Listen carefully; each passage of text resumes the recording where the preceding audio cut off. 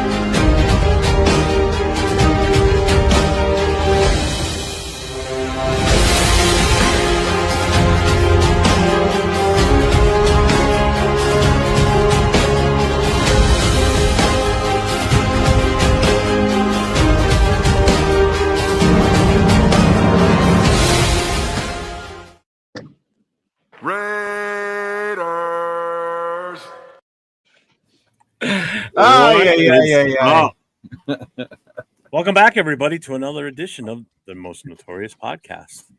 With your host, we need a high upbeat one after that intro song, dog. Can find one, or tie it into the end of the video so there's not that pause in between that makes it awkward. That could be it. Yeah. Well, all four of us are in the house. I'm 401 Raider Jeff. We've got Raider Will next to me. We've got Chug's car over there next to Leo.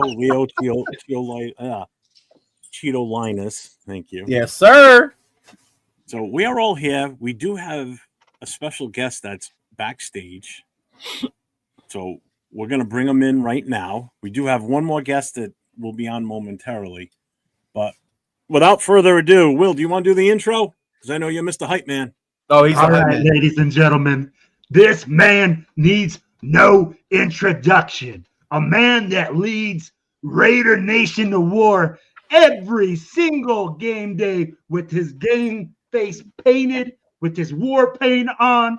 The one, the only, Violator. What's up? What's up? What's up, gentlemen? What's up, man? How you doing today? Be notorious, baby. Be notorious. Yes, sir. Sure. So here we are on Tuesday night. We've got kickoff to the NFL season and 2 nights on Thursday night. Yeah, but obviously, there's only one game that matters this weekend, and that's the Raiders and the Patriots here in New England. You ever watched the movie Rudy?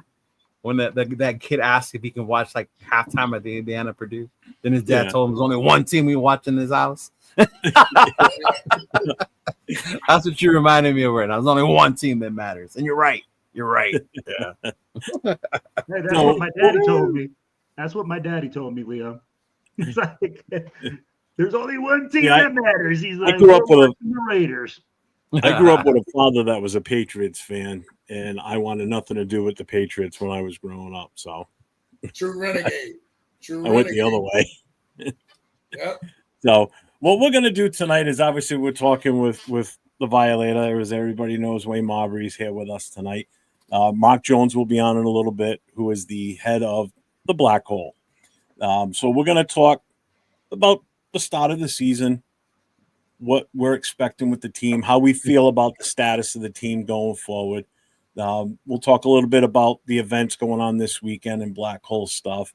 And then we're also going to talk a little bit about the home opener in 2 weeks in Vegas. I almost said Oakland, in Vegas on a Monday night game against the Lane Bolts. The Chargers. So before we start anything, we'll just hit the chat up real quick, and then we'll just move right into it. So we got a lot of people in here already. So we got my guy, LV Rated 10, who's actually going to be here tomorrow night. At this time tomorrow, he'll be sitting here with me.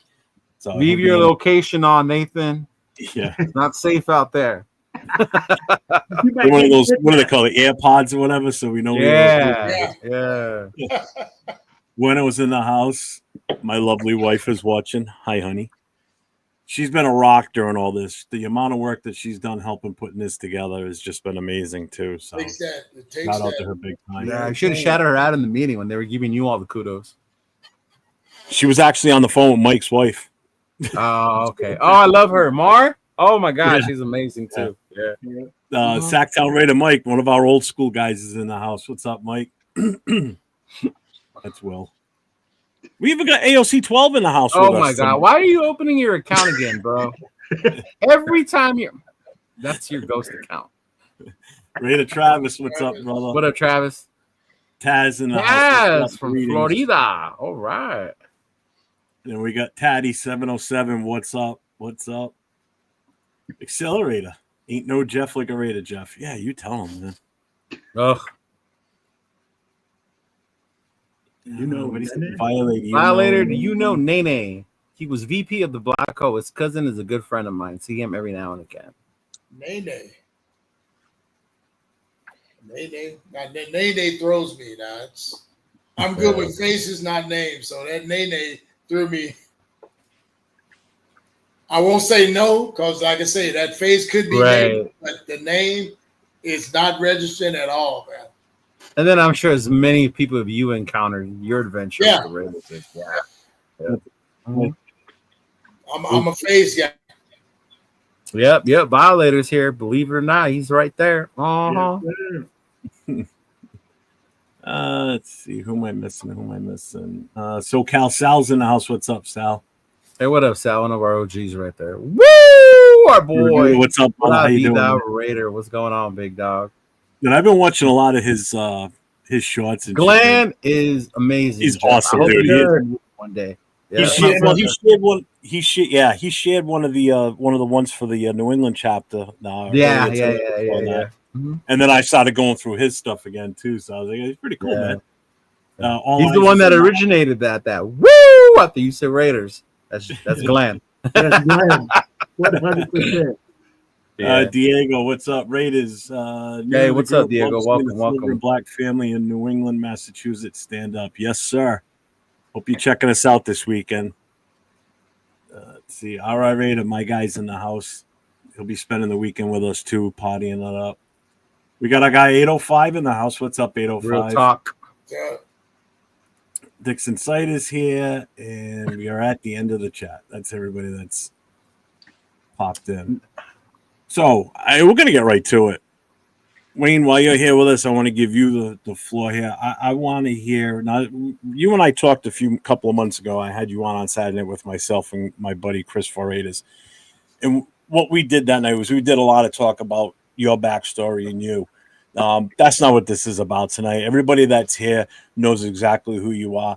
We want to hear your takes on this team, where you think it's improved, where it's going to go, where it looks like in your eyes that it's going forward, and how confident you are in this season. Good. I like that. Great question. First of all, I'm elated with the front office setup. There seems to be a synergy between everybody that I haven't seen in my years, since going back to Art Shell's days, but there's an energy there. I've been in the building a couple of times. There's an energy there down to the janitor. Everybody's just like popping around, strutting around, and that shield means something to them, and that, that just filters down. It just lays all the way down. And I've spoken to Mark Davis a couple of times during the off season, and contrary to what everybody says or thinks about him, this guy is a businessman, and now he's brought the status of this organization up into the billions, Thank you.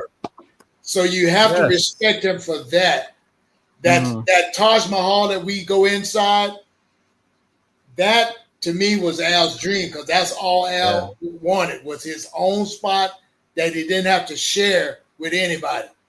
Yep. And even if we had gotten the stadium in Carson, which hindsight now we knew that shit it wasn't going to happen. But when I see that, when just driving up there, I get goosebumps looking at that. That's a work of art, and I don't see any other team even wanting something looking like that. So it's like custom made for us, They remember they used to call it the Rumba and all that, but it's like, you love it, but you can't say it. And that's what being a Raider fan is. They hate us because they want to be us. That's just it, because we live it. We don't pull this shit off when it's off season. We wear this every day. And that's the pride that I take in it, man. We attack the world with this because we're like the black sheep of the league. And I think Al wanted it to be that way. Yeah. No, we definitely wear black all the time. So now, as far as the draft was great, I thought we did great in the draft. It's going to be interesting to see how these new players get their feet wet in the NFL. This ain't college. This is grown man football now. So it's going to be interesting to see how they adjust. Now, training camps been pretty intense, but again, they're not fully padded. So you only see that intensity on game days. Yes. Yep. And I've heard from several players that's played before that's a lot of reasons for the injuries that we see. You got all these muscles, you got all this speed, you got all that power, but you're not calloused up. Yeah, that's true. You're not doing a two-a-days like back in the day. So you're not getting you don't really get in game shape, I think, till about week 9 or 10. Yeah. And you can see it now in the newer NFL. That teams struggle the first 2-3 weeks. Yeah, it's almost like their it takes about a month. It takes them about a month to get going. Yeah. I just like how you said speed, power, and muscles, and then Mark shows up on screen at the same time. Right on cue, huh? That's it. Everybody, now we have a full panel now. Mark Jones is now with us. So, Mark, how you doing, brother? What's up, brother? What's up, man? I had you on mute up here. Still full blast. It's about 78 degrees tonight. It's nice out here. Whoa, really? Yeah. Cigar weather for me. Oh, yes. Wow. Yes, sir. Well, I'll tell you right now, it's about 58 outside here, and it's going to drop down into the high 40s tonight. So when you come out here, guys, make sure you bring a hooded sweatshirt because you will need it at night out here. You will be cold. I won't be cold. You guys be cold. I'm used to that. Oh, the people from Cali will definitely be cold. I can guarantee you that. Oh, yeah. You better hope next year the game's not in December because then you guys are screwed. You got to bring winter coats. Mm-hmm. No, see, like, and Wayne, I like your opinion and your side of this because you physically have been in the training camp. You've been in and out of that building, whether it's been doing different promos. You've met some of these players firsthand. Like, I mean, you met Genty his first day, and he was in the building. I know you've said it on my show, but I want you to say it here. What was it like meeting him, and what was your vibe that you got from Ashton Genty when you met him? It's like, now I'm gonna go animal. It was like looking into the eyes of a young beast that didn't know how strong he was. Now, so when I shook his hand, I felt that power right then, and I'm like, wow, dude, this kid is knotted up. To myself, me and Rilla. Yeah, he looks solid. Like this kid is not. Trust me, he's knotted up. So when you see him in uniform, he's still a kid, but this guy has a fire inside of him. I think that's what we related. He's got a fire that nobody needs to encourage him to be great. He already wants to be that. So him meeting us first sight. He was just like, damn, this is what Raider Nation is like? And we said, yes, get ready for it. Now, we're all friendly right now, but game day, there's a little bit different twist to it. I just told him, get ready. It's a different twist to us on game day. I mean, I guess the other thing, too, is if you think about it, here's this kid fresh out of college. He's, 21 years old? Yeah. And one of the first interactions he has, he meets a guy like yourself in your battle gear, and he meets a guy as a gorilla. If that's not intimidating, walking into, Raider Nation's building, and that's your first interaction with basically the fan base at that moment was you two. I mean, obviously there was no fear in the kid with that fact. Meeting two icons of the Black Hole and Raider Nation, and he seemed like he was unfazed by it. Like he's all business. Yeah, did he know who you guys were, Wayne? Like he had seen us from afar, but he was saying seeing us in person, it's a different vibe. He was feeling the energy. Okay. It was a different vibe. So kudos to the team for putting that together. Yeah, that was cool. That to me, that was an outside of the box kind of thinking process. Yeah. But it planted seeds that will manifest itself for years to come. Man. Yeah, His whole family was there too, watching it. That's what made it exciting. Oh, that's dope. His whole family was watching the whole thing. So, I mean, even the other promos you guys did for leading up to the draft, like with you sitting at the desk typing it, that type of stuff. Even though those little bits that they were doing, like when it was our turn type of thing, like even that. What was that commercial? Not the commercial, but the oh my God, why am I drawing a blank on it? I don't know. Like the draft promo that they did. The ESPN thing, yeah. Because even that, I mean, that's still pretty cool that you got involved in that, and it's it's another positive image for the race. Because God knows we've had enough negative images. Oh, the fans that sit in the inside and the oh my God, yeah. I know what you're talking about. But just for them to even come up with that, because that I'm sure they had it ready, but we didn't know until they told us we were doing it that day. So it's just like, wow. And they were watching how we adjusted to it. And me and Rilla was kind of laughing all morning, like, this is what we do. So they can't surprise us with nothing. So, and it's about being professional when you're there, because you're representing something to me that's way bigger than us. And like I say, since 12 years old, man, this thing made my heart beat a certain way. That's just how it hit me as a kid. So to be in the office with the executives, like I say, Mark Davis came out, greeted us, Max stopped and greeted us. So it's just like they're on a different level with it now. And I think the ship is finally headed in the right direction from the top down. Well, speaking of Mark Davis, obviously you got to meet him. Myself, Will, and Mark, they're both coming out here for the New England game. On Saturday, there's a special memorial in the city of Brockton, Massachusetts for Al Davis. They're unveiling a memorial plaque for him. That's the hometown that he was born in. When you see that, it's something that's so far removed from Raider Nation, like it's on the other side of the country. How does that make you feel when you see something like, our patriarch, our guy that started all this is being honored in such a way in such a small little city on the East Coast? That kind of, to me, that kind of shows you, and I always use the phrase leaving footprints in concrete.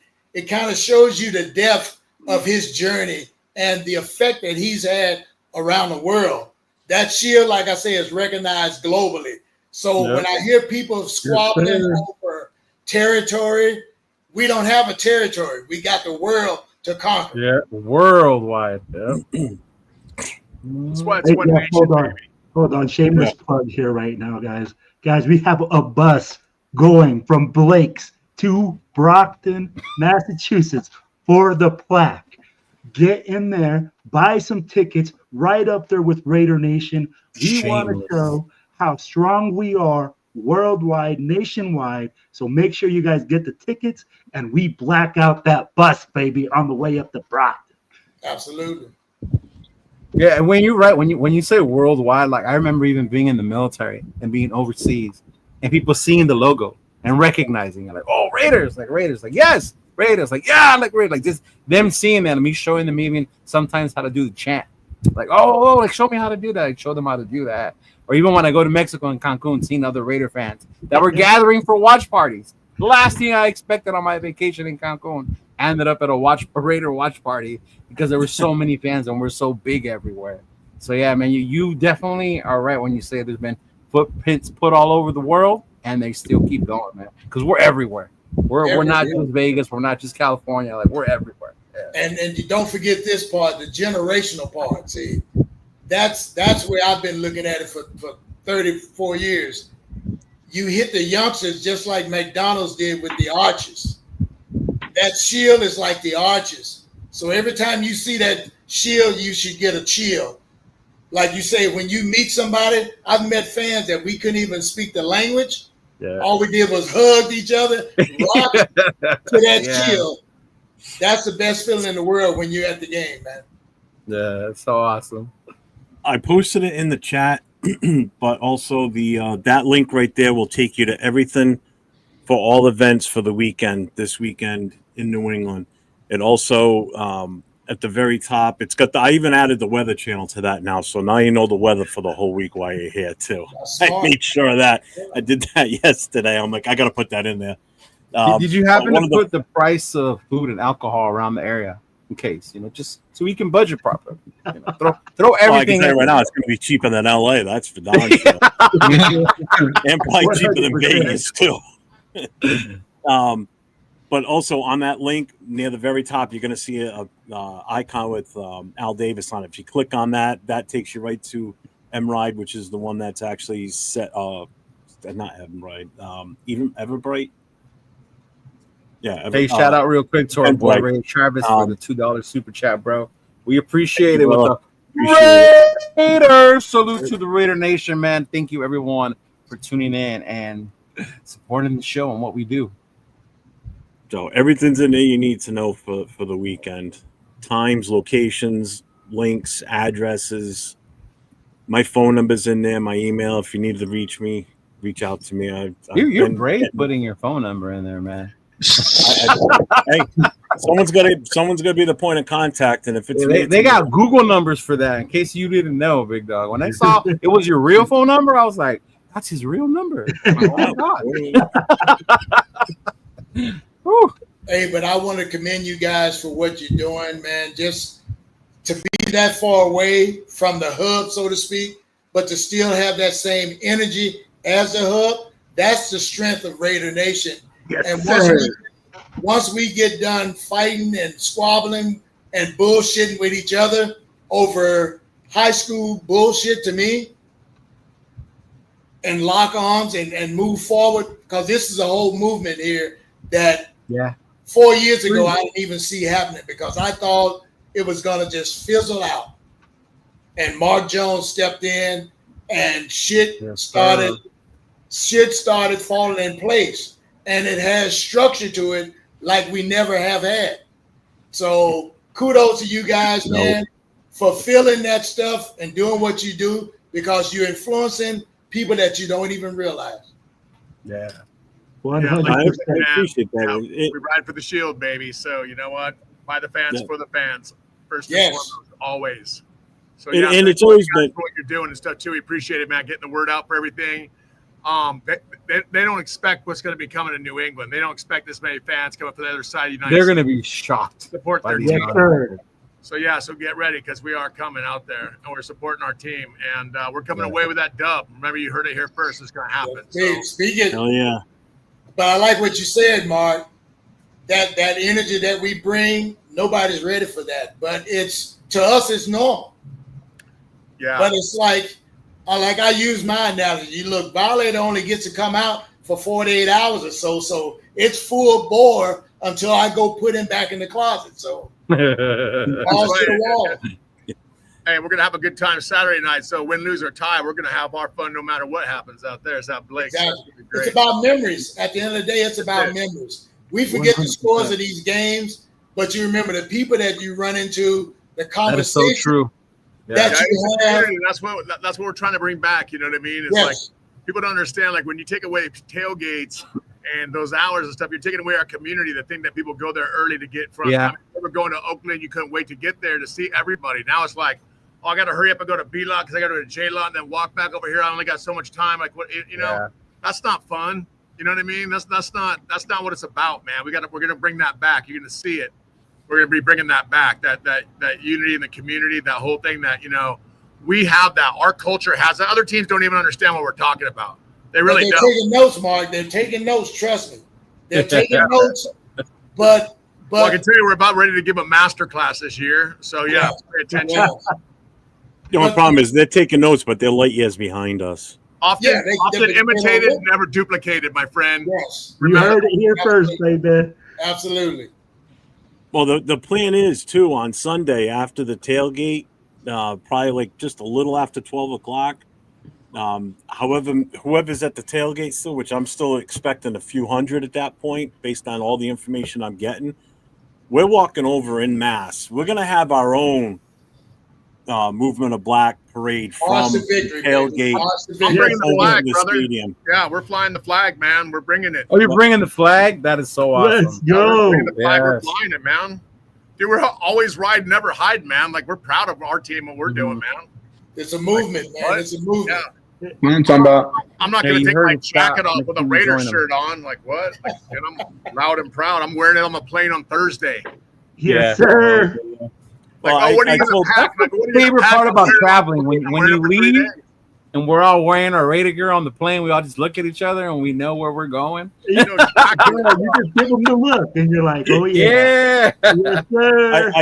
I told the wife, I said when I leave the house tomorrow to go pick Nate up from the airport in Boston, I said I'm putting my vest on, and I am not taking that vest off until Monday afternoon when we finally get home, because we're staying over there in Boston Sunday night after the party. I'm not taking this thing off until I get back home, until I know everybody's already on their way home, and Raider Nation that's came here for the week has come here for the weekend leaves. I'm not taking this thing off. I'm gonna have it straight on for every event, everything we do. So I want to be able to be seen. So they're like, oh yeah, that you need to know something. Go see that guy. Go look at that guy at the vest. They're Not that gonna I'm look hard for to the pick out of the crowd crocodile anyway.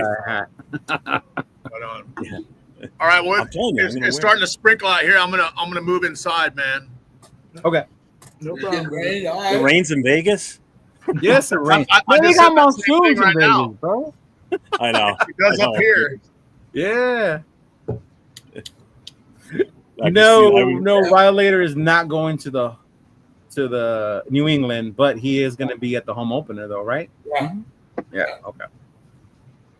I was gonna say about when you said dress like that, it's almost like I grew up in the South, so there was a term called meddling, like Dennis the Menace, that kind of Okay. meddling. When you put on those colors, that gets everybody else's attention. I don't know if you guys notice that when you step out, you could be going to the post office, but everybody in line is gonna turn and give you a look once they spot what you got on. And it's a conversation starter. So I've met more opposing fans just by wearing my colors, and Same. they want to talk about football, but once you open up about Raiders and they feel that passion, it's like, whoa, dude, whoa, oh.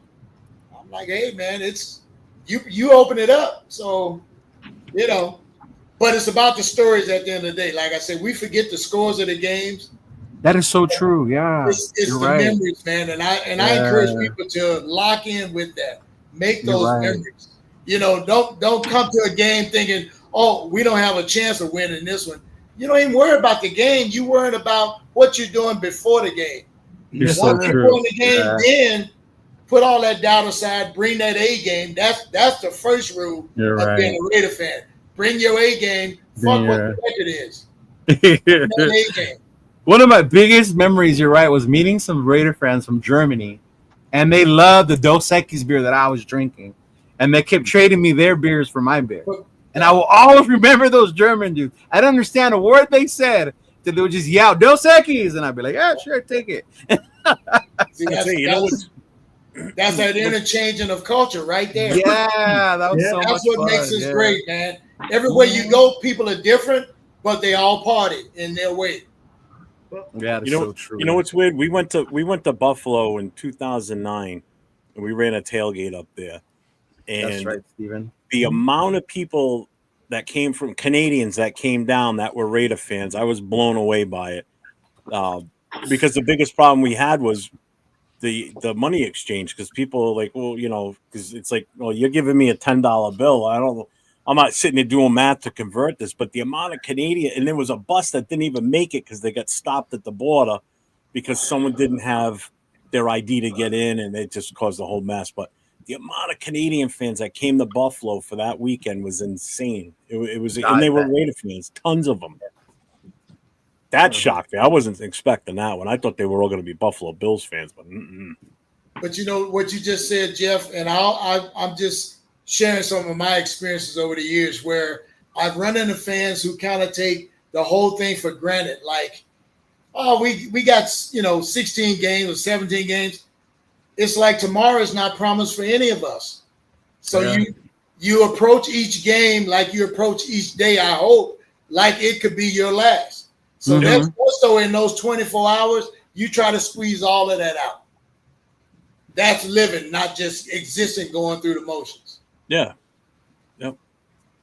Man. I really love what you're talking about, Wayne. I love that you're talking about us coming together, being family. I'd be like Mark saying it. I'd be like in the president's meeting, he said it. We want to make every away game exciting, bringing that love, bringing that energy, just bringing that family spirit. And can't say the word camaraderie. You guys know I can't say it. Camaraderie. Yes, there we go. I got you. For me. And I'd be like, but it's just awesome to see that energy and that love and that passion with Raider Nation again. I mean, like, I feel like that had been lost for years. Well, it's like you say, you have to have a nucleus, like with anything, that is kind of like the heartbeat or sets the tone. Like, if we talking football, so in football, from that first kickoff, whether you're receiving or you kicking off, somebody out there has to make that one hit that sets the tone for the day. Yep. Gets the whole team fired up. So, I mean, I'm excited for the whole weekend coming up, but I think the thing that's actually got me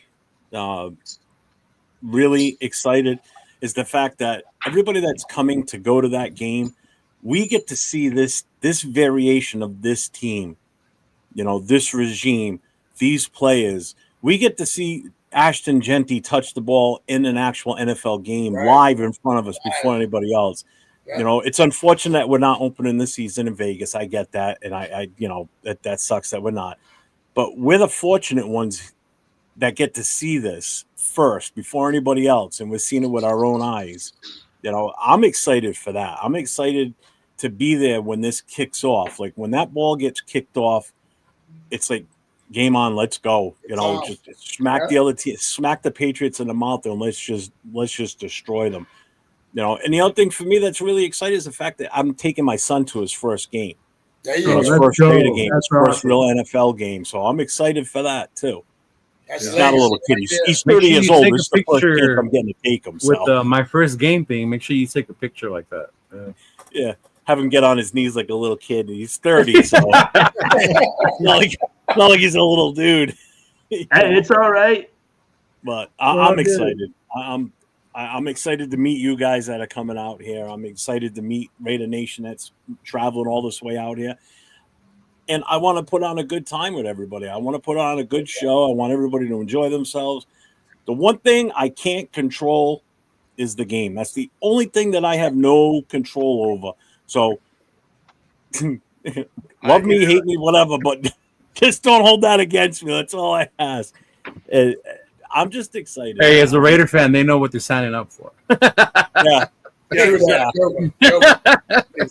Yeah. You want to talk about loyalty from a fan base, you know what I mean? Like, we haven't had a lot about, for a little bit. So, but it just feels a little bit different this year. It feels like we have some adults in the room here, some people that have been there before. You got I would say a future Hall of Fame coach. That guy's pretty much done it at every level at a high level. Yeah. Our offensive coordinator, all these guys, they've shown that they know how to do it. So we'll see if they can put it all together. Because again, it's like you see teams that have a lot of talent, but can they play like a team? You know what I mean? That's the thing. It's like, look at, even in basketball, and no offense to LeBron James fans or whatever, but in this day and age of basketball where people just choose who they want to be, they put these super teams together, but sometimes they don't win because, you can have the best talent, but it's like the best team wins, not the best talent, the best team. Yeah. So we don't have to have the best talent out of there. We just have to have the best team on Sunday. And just score more points than they do. You know what I mean? That's pretty much it. So, it'll be interesting. I'm excited to see this in person for the very first time, like the new chapter for us. We've had a new coach almost every year for a while. So I think we got it right here in time. Certainly not for lack of effort, and that's the other thing too. You hear a lot of people, talk about Mark Davis and whatever. I mean, what has that guy not done to try to win here? I mean, he hired like an ex-Patriots coach because like they were winning everything. It's like, you know what I mean? It's like, it's not like we like the Patriots. I mean, the guy's willing to do whatever to win. Mm-hmm. So, and if you ever spent any time with him, which I know Violator has and stuff too, that guy wants to win. You know what I mean? He does not want to be in the shadow of his dad and not win. He wants to win his own trophy. I can tell you that right now. He wants his own trophy. When you talk to him, you feel it. I think he's going to get it. I hope he does because, like Violator, we're lucky enough to see all three of those wins, and they were unbelievable. Yeah. That's what it is.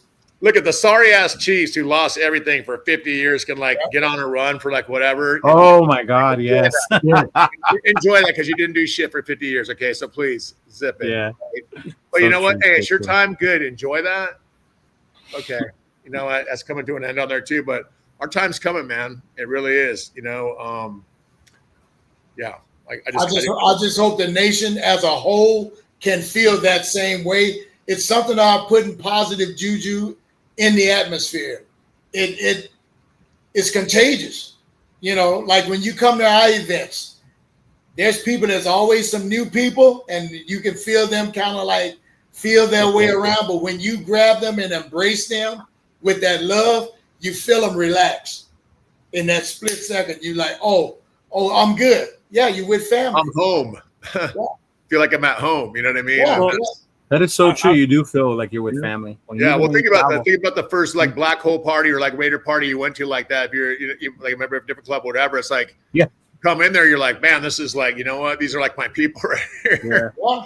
Yeah. My first time at Ricky's, it felt like that. And I was from LA. I was like, oh, this is like home. I belong here. I got spoiled at Ricky's. Yeah. Yeah. I mean, and no knock on the new place, man. I'm glad they have it back open and they do the thing over there. But the original. I don't know anybody. I remember my first time coming up there. It was actually my first time I was coming up to meet Rob with a Black Hole. Okay. And I probably spent at least an hour from the minute I walked in the door, going around every bit of that place, looking at all the stuff they had on the wall. I mean, that was you want to talk about that's what I would love to build a really cool fan museum like that here in Las Vegas. There's a place to do it here. Oh, that would be awesome. All kinds of really cool, old, just nostalgic, because I mean, when you look back at the Raiders have a rich history, especially with our fan base, and it'd be really cool to celebrate that with something like that here in Vegas. And so hopefully at some point we'll be able to do that. But that's what Ricky's was like for me. It was like going back in time and going to a whole. I mean, they had everything you could ever imagine in there. Remember that? Even the black and white pictures. Yeah. I mean, and the most obscure, weird stuff too that just had Raider logos on it, or stuff like Kenny Stabler and Hooters, or whatever. I mean, just all kinds of just really obscure, off the wall stuff in there. But it was really cool, man. And I think anyone who's ever had the opportunity to visit that place would say the same thing. It's it's just one of those places where if you were there, where else can you go as a fan base to go and you sit there and you look up and you're drinking with Kenny Stabler and Phil Villapiano, and they're just there like any other. Yeah, you ain't lying. That's cool. There wasn't social media or anything like that back then either. Right. Yeah, there wasn't. You were just hanging out. Yeah. I mean, I've been fortunate enough to be able to be with Phil Villapiano at one of the parties we helped host in New York City years ago. And I'm standing at the bar. He comes over. He stands next to me, and we had videos up on the on the TV playing back when we had to use a DVD. And I don't know if you know what those are, James, but we actually slapped the VHS in. He's standing next to me, and all of a sudden it's a point where he's being interviewed, and then they show video of him tackling. He's standing right next to me.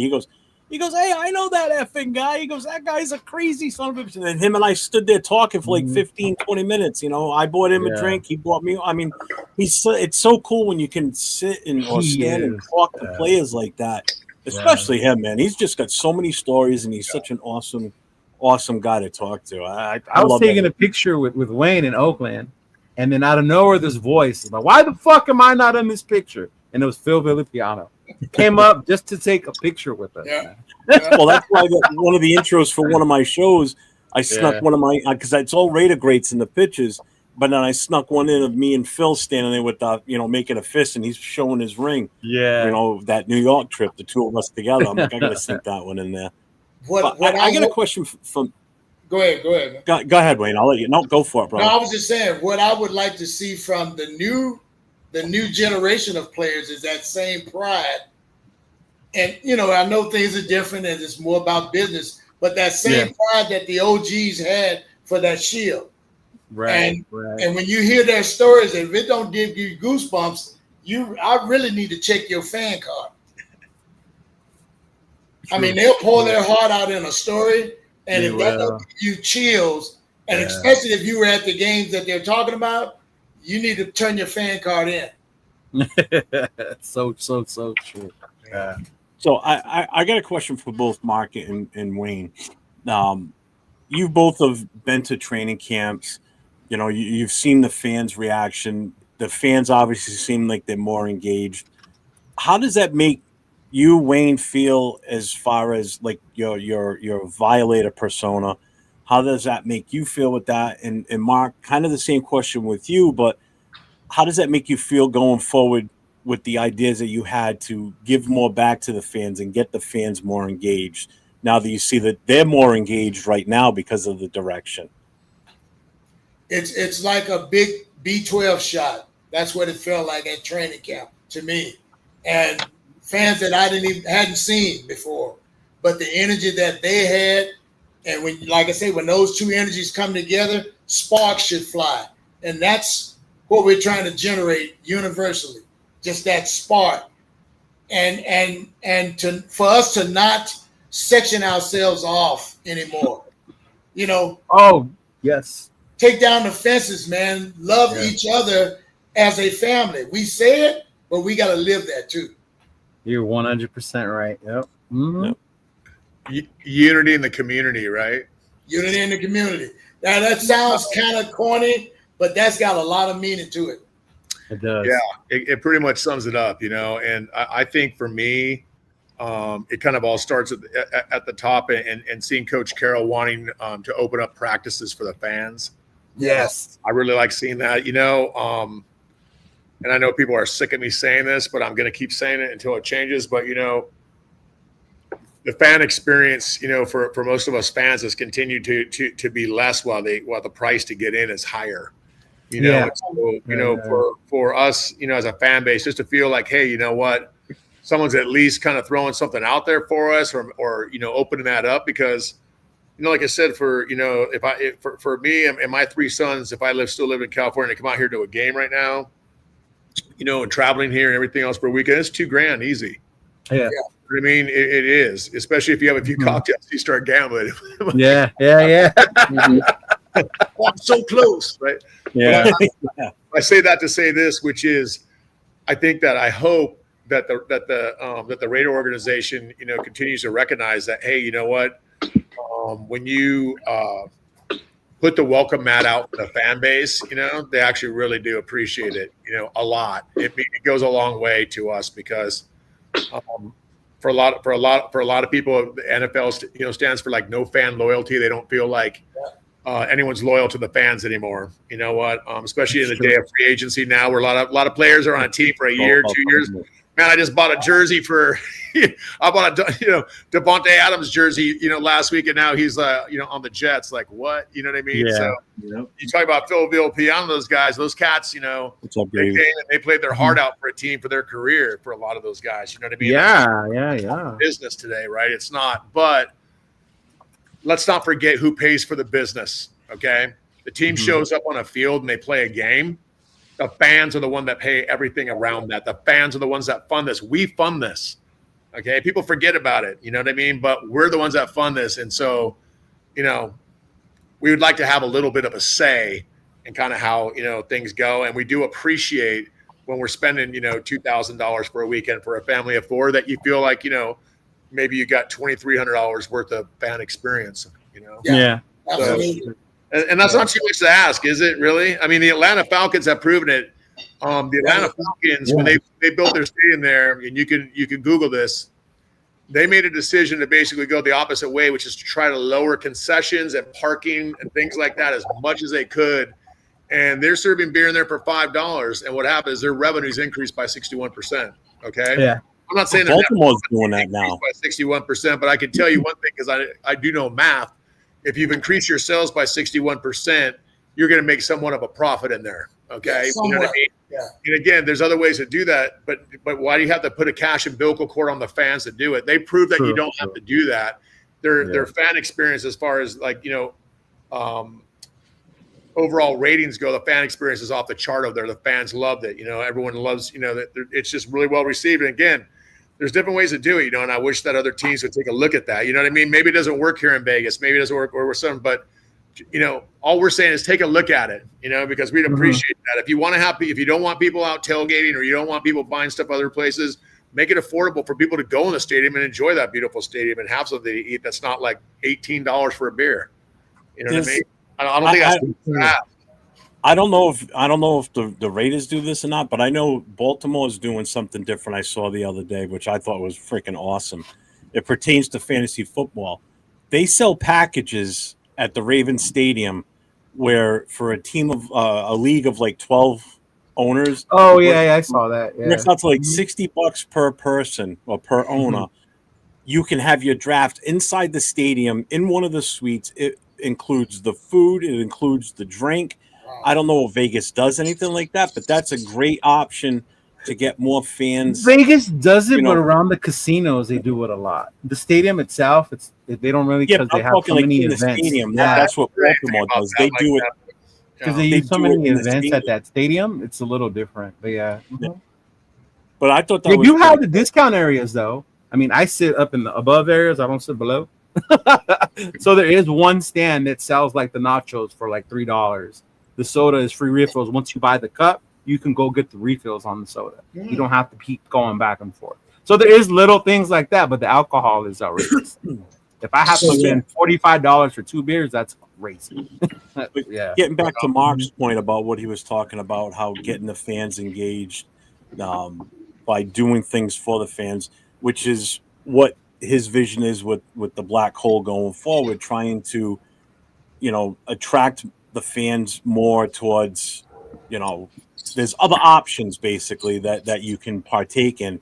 And I know that was your vision, is to, give back to the fans, get the fans more engaged, and it's a stepping stone, so, I mean, I commend you for that thought process and that goal going forward to get more fans involved. And I think that with Pete Carroll here and opening it up to fans like he's been doing has helped a lot too, I think. That was huge. Yeah. I will just say it's not really anything new. We're just trying to, back in Oakland we had D-Lot. It was really great. There's a real sense of community there. We had vendors in there. We had people, what I mean? There's just a big sense of community there, and you could hang out there all day. And a lot of times we didn't even go into the game until after like the first quarter, because we were out there having a good time. That was back when like DirecTV could have a satellite dish out there, The little people would have their motorhomes out there with the DirecTV. Yeah, man. So we're like tailgating, all this stuff. Yeah, it was great. You know what I mean? And again, I'm not saying like we need to bring motorhomes and stuff in there, but we would like to basically at least have a sense of community where we could start at 8:00, not a gate open at 9, where you don't get set up until about 9:45, and then you're not tailgating until 10. Then you have to clean up at 12:45, and then the game's at 1. You know what I mean? It's like saying, yeah, no, you guys can tailgate, but they make it so difficult that you say, God, is it even worth it? And they go, probably not. You should just come inside and do that. You know what I mean? It's like, I don't know, like if we want to have a tailgate, we want to have a tailgate. I don't want to have a half-ass tailgate, but some watered-down version of a tailgate. There's no reason to do it, in my opinion. You know what I mean? And so we're still working on that. But we're going to try to bring that back. And basically all it is bringing back a sense of community for the fans. Some of the fans can go and basically have that sense of community. We can have vendors there, but we can do it all in the up and up. You know what I mean? We're permitted for it. It's private property. We have our own space, our own thing, like our own Raiderverse. You know what I mean? And again, We just asking for just like our little plot of land, Right. Sharecropping over across the Legion over there, man. Like, we don't care. we don't care if we're in the hood over there. It's like, it's fine, man. We just want to be left alone to do our thing. It's like Raider fans doing Raider shit, man. Just leave us alone. So whatever. We need the black hole to make enough money so we can buy property and build our own facility there. Yeah, well, maybe once Mark Davis invests in the club, we'll be able to do that because his house is pretty sweet. I gotta say, I saw the design and everything for his house. It looks like a mini version of the HQ. Mm-hmm. It's that same shop design, and I think it looks awesome. No question who lives there, right? Yeah. Looks more like a museum than a house. It does. Yeah. I don't want to lose my car keys in that thing, though, man. I'm trying to you imagine losing your like. I put my air tag and everything I own in there. Damn. Someone could die in there. You won't find that body for like a couple week. Days at least, huh? Yeah. Damn. So what? Wayne, what's going to be your part of opening weekend in Vegas? What is it you're actually going to be involved in out there with the black hole? And what won't you be? Yeah, right. Hey, you guys don't even know the schedule. Listen, I'm just gonna say one thing about Violator, Gorilla, like all these guys. Nobody has any idea at all what it takes to do what these guys do, especially every home game, or whatever, and just the different appearance stuff, everything. I mean, we literally have a spreadsheet with appointments and different things, and we're going to be like different appearances, different things, different stuff for kids, different stuff for that or whatever. These guys never say no. Especially like anything that we can do in the community or anything like that, they're always showing up and showing out, all of them. And it's like, you guys don't like raise the bar, you are the bar. You know what I mean? And man. So a lot, a lot. But when you try to explain that to just the average fan that runs up on you and like, hey, aren't you going to be? And my short way of saying is, I'm following my itinerary for the weekend. And I'm not lying. It's just, we've got invited to like weddings and all kind of parties, but we have to gracefully say no and then kind of give them a short explanation, not just say no and shut them off. That's not the Raider way. But if you try to go into what we're doing, when you ask that question, I'm thinking, well, hell, first thing on Friday morning about 3 a.m., I'm here getting dressed to drive to Vegas for my first appointment for Modelo. So, and it's nonstop after that, brother. But as far as the memories goes, you can't put a price on that. You do it till you can't do it. Yeah. Because you just you guys are all over the place because I think I was at the draft and I went 2 places and I was tired. But I know you guys were like, you went to the cigar lounge, you went to the Modelo party, then you went upstairs to the other party. You were on the bus, like, oh man. Hey man, thank God for M-Ride, because you know what, man, those it's good having a transportation partner, especially around Vegas, because they don't play, they just zip right. So that was the biggest blessing, I think, because what do you call it? Logistics, getting from one spot to the other can be chaos. Mm-hmm. Even in that little small strip area, it can be chaotic. So Wayne, Dub Raider says he's got a special stick for you to enjoy at the home opener. Nice. Yes, he's got some other stuff coming up, but like I say, we just got a chance to break bread the other night. And with some sticks at a special spot, you'll see the interview. He's going to have it out. But man, if I could do that with every Raider fan, my God, just that camaraderie, just positive energy. Nothing negative came. That whole time we were together, nothing negative came up. That's the kind of atmosphere we're trying to create. Yeah. It's easy to be that Debbie Downer, but to put positive energy out there takes a little thought and you got to have something pumping here. Well, let's add some positivity right now here.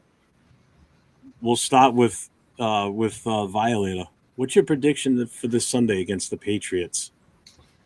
I see a tight game, but I see us eking out. I'm going to say 24-17, something like that. Mark, what do you got?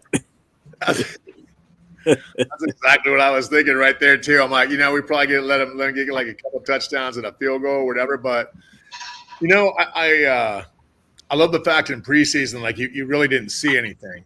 No, you really didn't see anything or whatever. And it was as vanilla as could be. So yeah. But you look at everyone talks about Genty out of the backfield, like running whatever. We haven't talked about you guys remember back in the days of Charlie Garner and. Yes.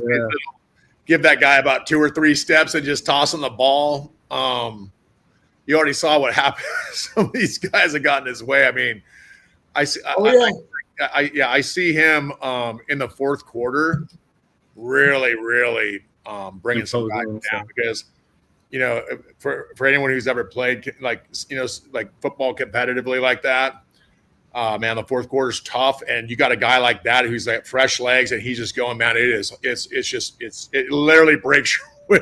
It's hard, and I just see that guy wearing defenses down, man. The fourth quarter, and then Mostert. I mean, you know what I mean? Like those guys can all catch the ball too. You know what I mean? And that's what you can't cover everyone. You got Brock. I mean, it's like I don't want to get too excited for the offense, because we're only going to go as far as our offensive line is going to bring us, I think. Bingo. But that's going to be a work in progress, and I really feel like about week 4 or 5, that line's going to gel one way or another, and we'll see who's in there, and hopefully we're healthy. But I think we absolutely win this first game in New England. Like Violator, I think it's like 24-17. But I think we win. I think we win it soundly, though. You know what I mean? I think we'll definitely make some mistakes. We'll probably start out maybe a little bit slow, but I think once we get the momentum and once we start finding what works right there, it's going to be really difficult to stop because, just seeing some of the stuff in preseason. I mean, it looks pretty promising.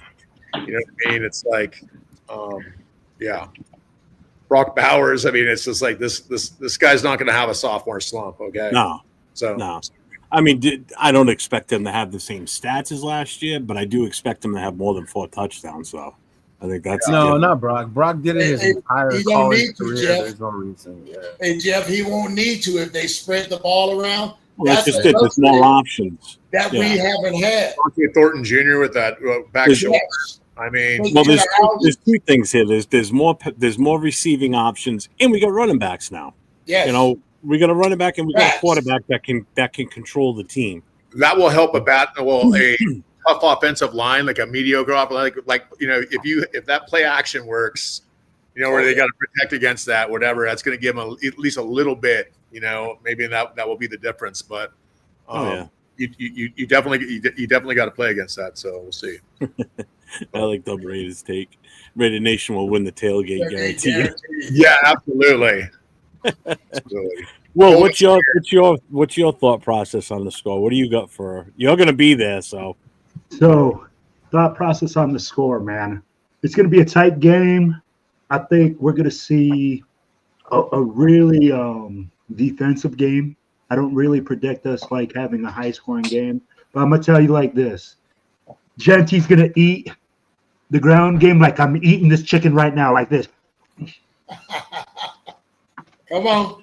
All day long, baby. You're freaking wild, man.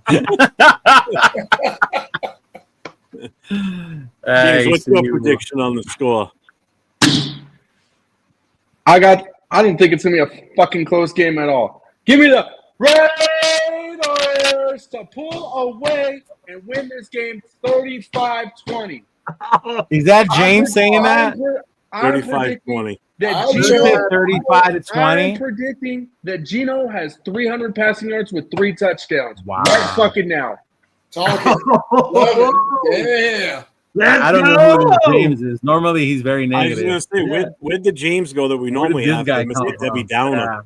Hey, we are going to see Pete Carroll and his 75-year-old ass running up and down the field, jumping over things, and just having a blast. I really think the Raiders are going to pull away, and I think a lot of people think this game is going to be closer than it's really going to be. I don't see any way that you're going to stop Brock Bowers. I think Brock Bowers easily, in my opinion, is going to have at least 5 receptions. Easy, minimum. He's going to have at least 5 receptions. I would say Brock probably goes for at least 80, anywhere from 80 to 100 plus yards. Chubb's car for president right now, baby. Well, Chubb's car for president. While I go and try and find the real James, Leo, what's your prediction on the score? Honestly, it depends on how our trenches play. If we can get after Drake, don't give him time to take advantage of our secondary, then we can really set the tone and be physical with this team. Get out ahead of them in front, give the ball to Jensen, get the ball to Brock. But if we have to play catch up, that might be a little different. Yeah. But as long as we can control that tempo, I don't think it's going to be high scoring. Before I say we score over 25 points, I got to see it with my own eyes. It's been a minute since that 63-point game, that we've been able to put some points up. So I think it'll be more like a 21-14, something like that. Yeah. Who was the quarterback for that game? For who? That 63-point game? The defense won that game, sir. Mm-hmm. Yeah, but who was the quarterback? The defense won that game. I had a prediction of 27-14. I think the big factor is that kid Campbell, the rookie left tackle. I think if we get the best of him, that's going to make Drake. Well, he's going to go against Kuntz, right? Because Max goes against the right. But they could. Yeah, but that doesn't make a difference. They could still move Max around. They could put him on him and just let him have a field day. No, Malcolm Kuntz is going to go off, man. Yeah, that's why I think Malcolm. Malcolm. Yeah, that guy's been waiting for his opportunity, man, because he wants to get paid too. That's you know what I mean. It's like, there you go. Yeah. This is it right here, man. This is like a perfect year, man. You know what? They brought him back for this, and it could have went either way, but they brought him back. And I think he understands the opportunity he has, and so it's like up to him to make the most of it. And I think he will. You know what I mean? Yeah. He's in great shape. So, speaking of that part, that young kid that we got from the Rams, that was a steal too. Shows you that our scouting teams are actually scouting. So watch out. We may have a couple of other additions before this thing's said and done. I think there were 2 tremendous pickups for us. I think that kid Booker is going to make a big impact too. Yes, sir. Yes, sir. And just what Jamal Adams has done so far. I mean, Jamal Adams is kind of like the dark horse in all this. As he stays healthy, I think that's a big deal. Having him in, they have him slotted as the backup linebacker right now. But good. He's the whole game. Just come in spurts and tear stuff up. Yep. Amari Cooper, that's another one. That's another one nobody's talking about either. Yeah. No. I don't have regardless of how he acted when he was with us before. Everybody saw it. I thought he didn't care. You know what? He's always been that way, though. He's been consistent from every. He just that's just his personality. He's very emotional. You know what I mean? But hey, I can see if he was one way here, then he was another way there. But he has been the same every team. Just kind of like you just said. Somebody said like he didn't really care. Like he's playing whatever. Like I'm really good. Like and I always have been. You know what I mean? It was like I wake up in the morning and I piss greatness. So like, what's up? Mm-hmm. but now at this stage of his career, I think he's got a little something to show people too. So that's because absolutely. Look, he has an opportunity to finish really strong here. You know what I mean? Because he's got somebody who can get him the ball. Get him the ball. Yep. And that guy, say what you want. I mean, how many years was he here? Like he was in Pro Bowl like at least like almost every year except for one that he was with us. Yeah. So, because we had him on his rookie deal. So we had him on his rookie deal before we traded him away. Yeah, three Pro Bowls in 4 years, probably. But when he said that he has unfinished business, that's saying a lot. Saying that little right there.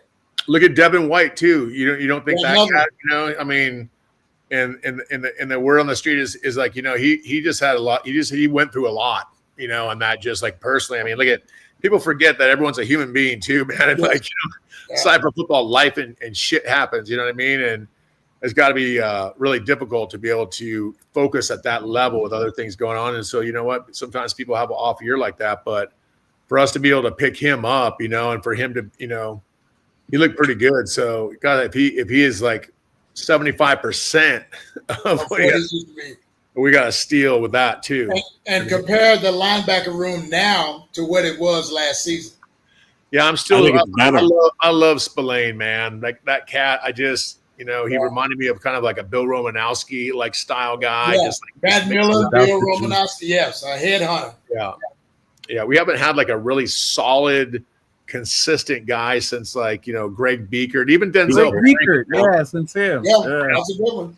You know, but Denzel Perryman was also another one, man. That guy laid the wood too, man. He did for his size. He just kept getting hurt too much. Yeah. Yeah. Mm-hmm. Or Burfict kept getting thrown out of the game. Oh, Burfict got thrown out. I was so excited for him. they picked on Vontaze. They did. They were just waiting. But that was they had to do it because that would have gone against their whole thing is we're playing safe football. He didn't play safe football. I don't even know how you tackle someone and like have to like roll off of them when you're like what? I mean, it's it's so different the way they're trying to teach them now. Yeah, he was talking like a dance now or something. Yeah, you got to fall a certain way. Come on, 350 in the air.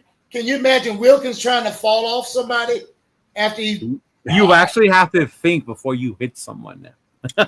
Well, that slows you down. If you're thinking, Leo, that slows you down. Yeah, it slows you down. Yeah. You're not supposed to think. You're just supposed to react. You're just supposed to lay the wood. Yeah. They never had a problem with that when Tony Saragusa was, you know. There you go on Rich Gamble. Come on. Yeah, right. Don't bring up that memory. I was there. Not a problem at all. We were like, oh, not again. Always so close. Oh yeah, yes again. Steelers like always so close, and then change the game right there. Change the whole game. So let me ask you guys both this then. What is your major concern with this team going into this week, and what do you think is the major weakness? Corners for me. Yeah. If you don't get at Drake May, he's gonna pick that back end apart. Oh yeah. Go ahead, James. I'm with you. I think our secondary is definitely like a little shaky in there. I think Jeremy Quinn is actually playing, you know, pretty well, man. You know, and I think that you know, but the offensive line is also the thing for me where we'll just have to see how that works. You know, they got JPJ now at guard and there was other guy here, so it's a little different. So, but again, you know, like the fuck what do I know, right? It's like I'm not worried about the offense. They're probably like, we're worried too, but don't worry about it. So, I mean, you know, we're going to see. It'll be interesting, but again, it's game one, so both teams are going to be kind of figuring it out a little bit because let's face it, preseason is like a walkthrough. Yes, sure is. Right, you know, and nobody shows anything, no one practices anything. You know, it's just so it's kind of like what week 3 or 4, you're going to kind of see like who's figuring it out and who's going to have to like go back to the drawing board, basically. So I hope and their bodies adjust too from the real hitting. I was telling you. Yeah, you said it earlier, man. Like getting in game shape. Yeah, like around week 7 or 8 by the bye week. Now they'll be ready. There'll be some calluses and. You know, these guys aren't out doing 2-a-days in the summer anymore. Right. No, that's Beaker told me that himself. He says that's why they get injured. They ain't calloused up for the game. Yeah, they're not ready. Mm-hmm. So, makes sense. So go ahead, James. I know you want to say something. I saw you raise your hand. Yeah. I think our weakness right now. Easily, I'm going to say our weakness is going to be between Jordan Meredith and JPJ, because how are they the weakness? I'm not sold on the Jordan Meredith at center experiment. I got you. I'm really not sold on that, and JPJ is something that's just not right about that equation with them being moved around between each other. Something's just not. There's something there, and I just don't think it's right. And then I think our other possible weakness, probably on the defensive side of the ball, is probably going to be at that defensive tackle position potentially. But you don't see any problem with the corners. I see a problem, Eric. I see a problem with Eric Stokes. Just him? He's the main one I'm worried about. Oh, okay. Okay. So the two guys you don't have to worry about the most are the ones you're most worried about. So I'll put this in perspective for you, okay? JPJ played one season at Oregon at center his senior year. Before that, he played guard, okay? A great guard, not just Correct. mediocre. You want me to be completely honest with you? I'll be completely honest with you right now, Jeff. I'll be completely honest with you. I think JPJ has an injury that we don't know about. I'll put it out there right now. I'm going to tell you what it is. I'm going to put it all in perspective for you. So JPJ was playing center when the preseason started in the training camps. And if you notice, when Kappa was out there, Kappa was calling the assignments for the offensive line. Right. For some reason, JPJ was not grasping the call-outs. He wasn't grasping the assignments. Kappa was calling that. Kappa as a guard should not be the one calling that out. That should be relying on your center. So there were reports that he was having difficulties adjusting to the new system and the new scheme. So they moved him to guard. As a guard, if you watch the last game when he was out there and they were pulling, he is a mauler. He is fast. He's big. Anybody that's in his way, you don't want to be in his way. He is going to roll right over you like a steamroller, a fast steamroller. He's better at guard than he is at center. I'm telling you. Yes, everybody's enamored with him because he played center last year and he played so well at it. Look at the system. Look at what we had. How well really was he at it? He was just the best on a real weak-ass offensive line, to be honest with you.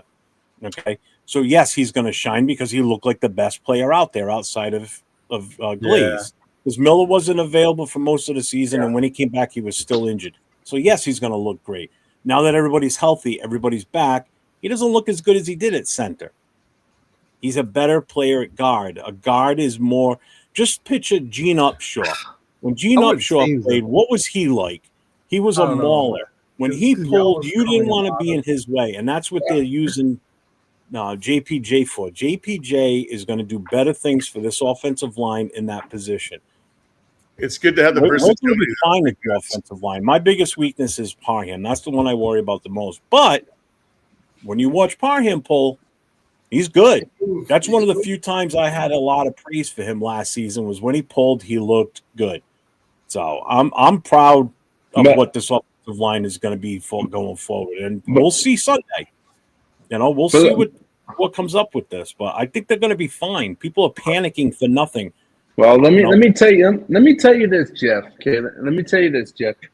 Go for it. You still have Jordan Meredith playing center, and he hasn't played bad in the preseason. No, he's played good. He's played great. Yeah, he hasn't looked bad in the preseason. Those first two preseason games, you cannot tell me that Jordan Meredith was not getting mauled.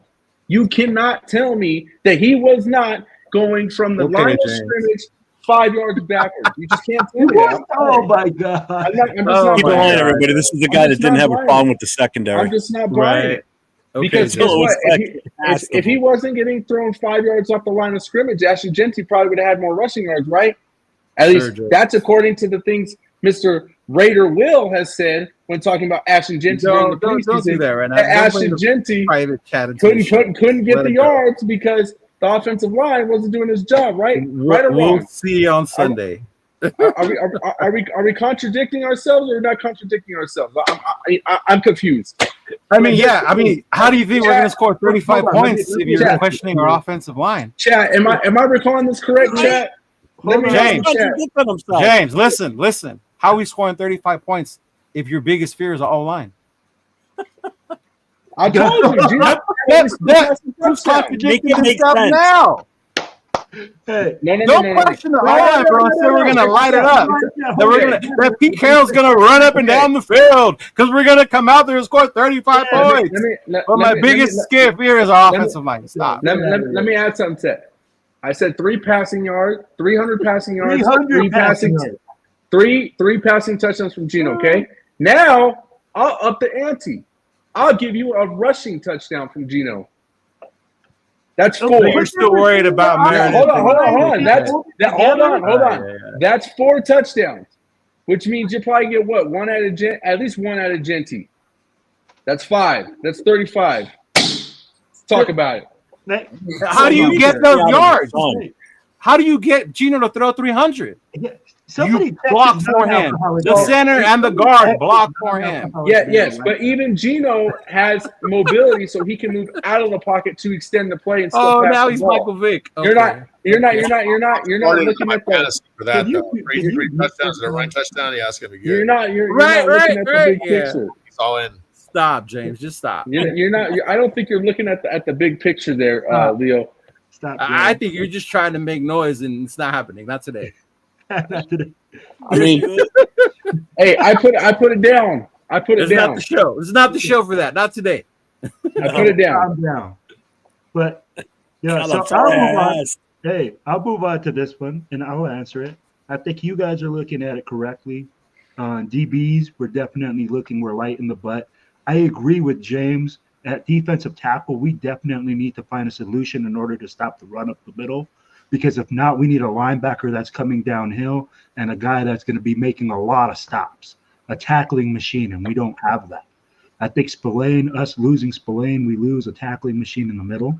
So then we need to find a D tackle that's going to be able to give that guy time to get down, hit those gaps, see those things.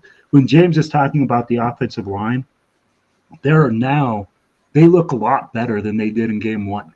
Every single game, we've seen improvement from our running game, from our offensive line. And in order to have 300 passing yards and to have all these things happen, our offensive line is going to have to be in prime shape.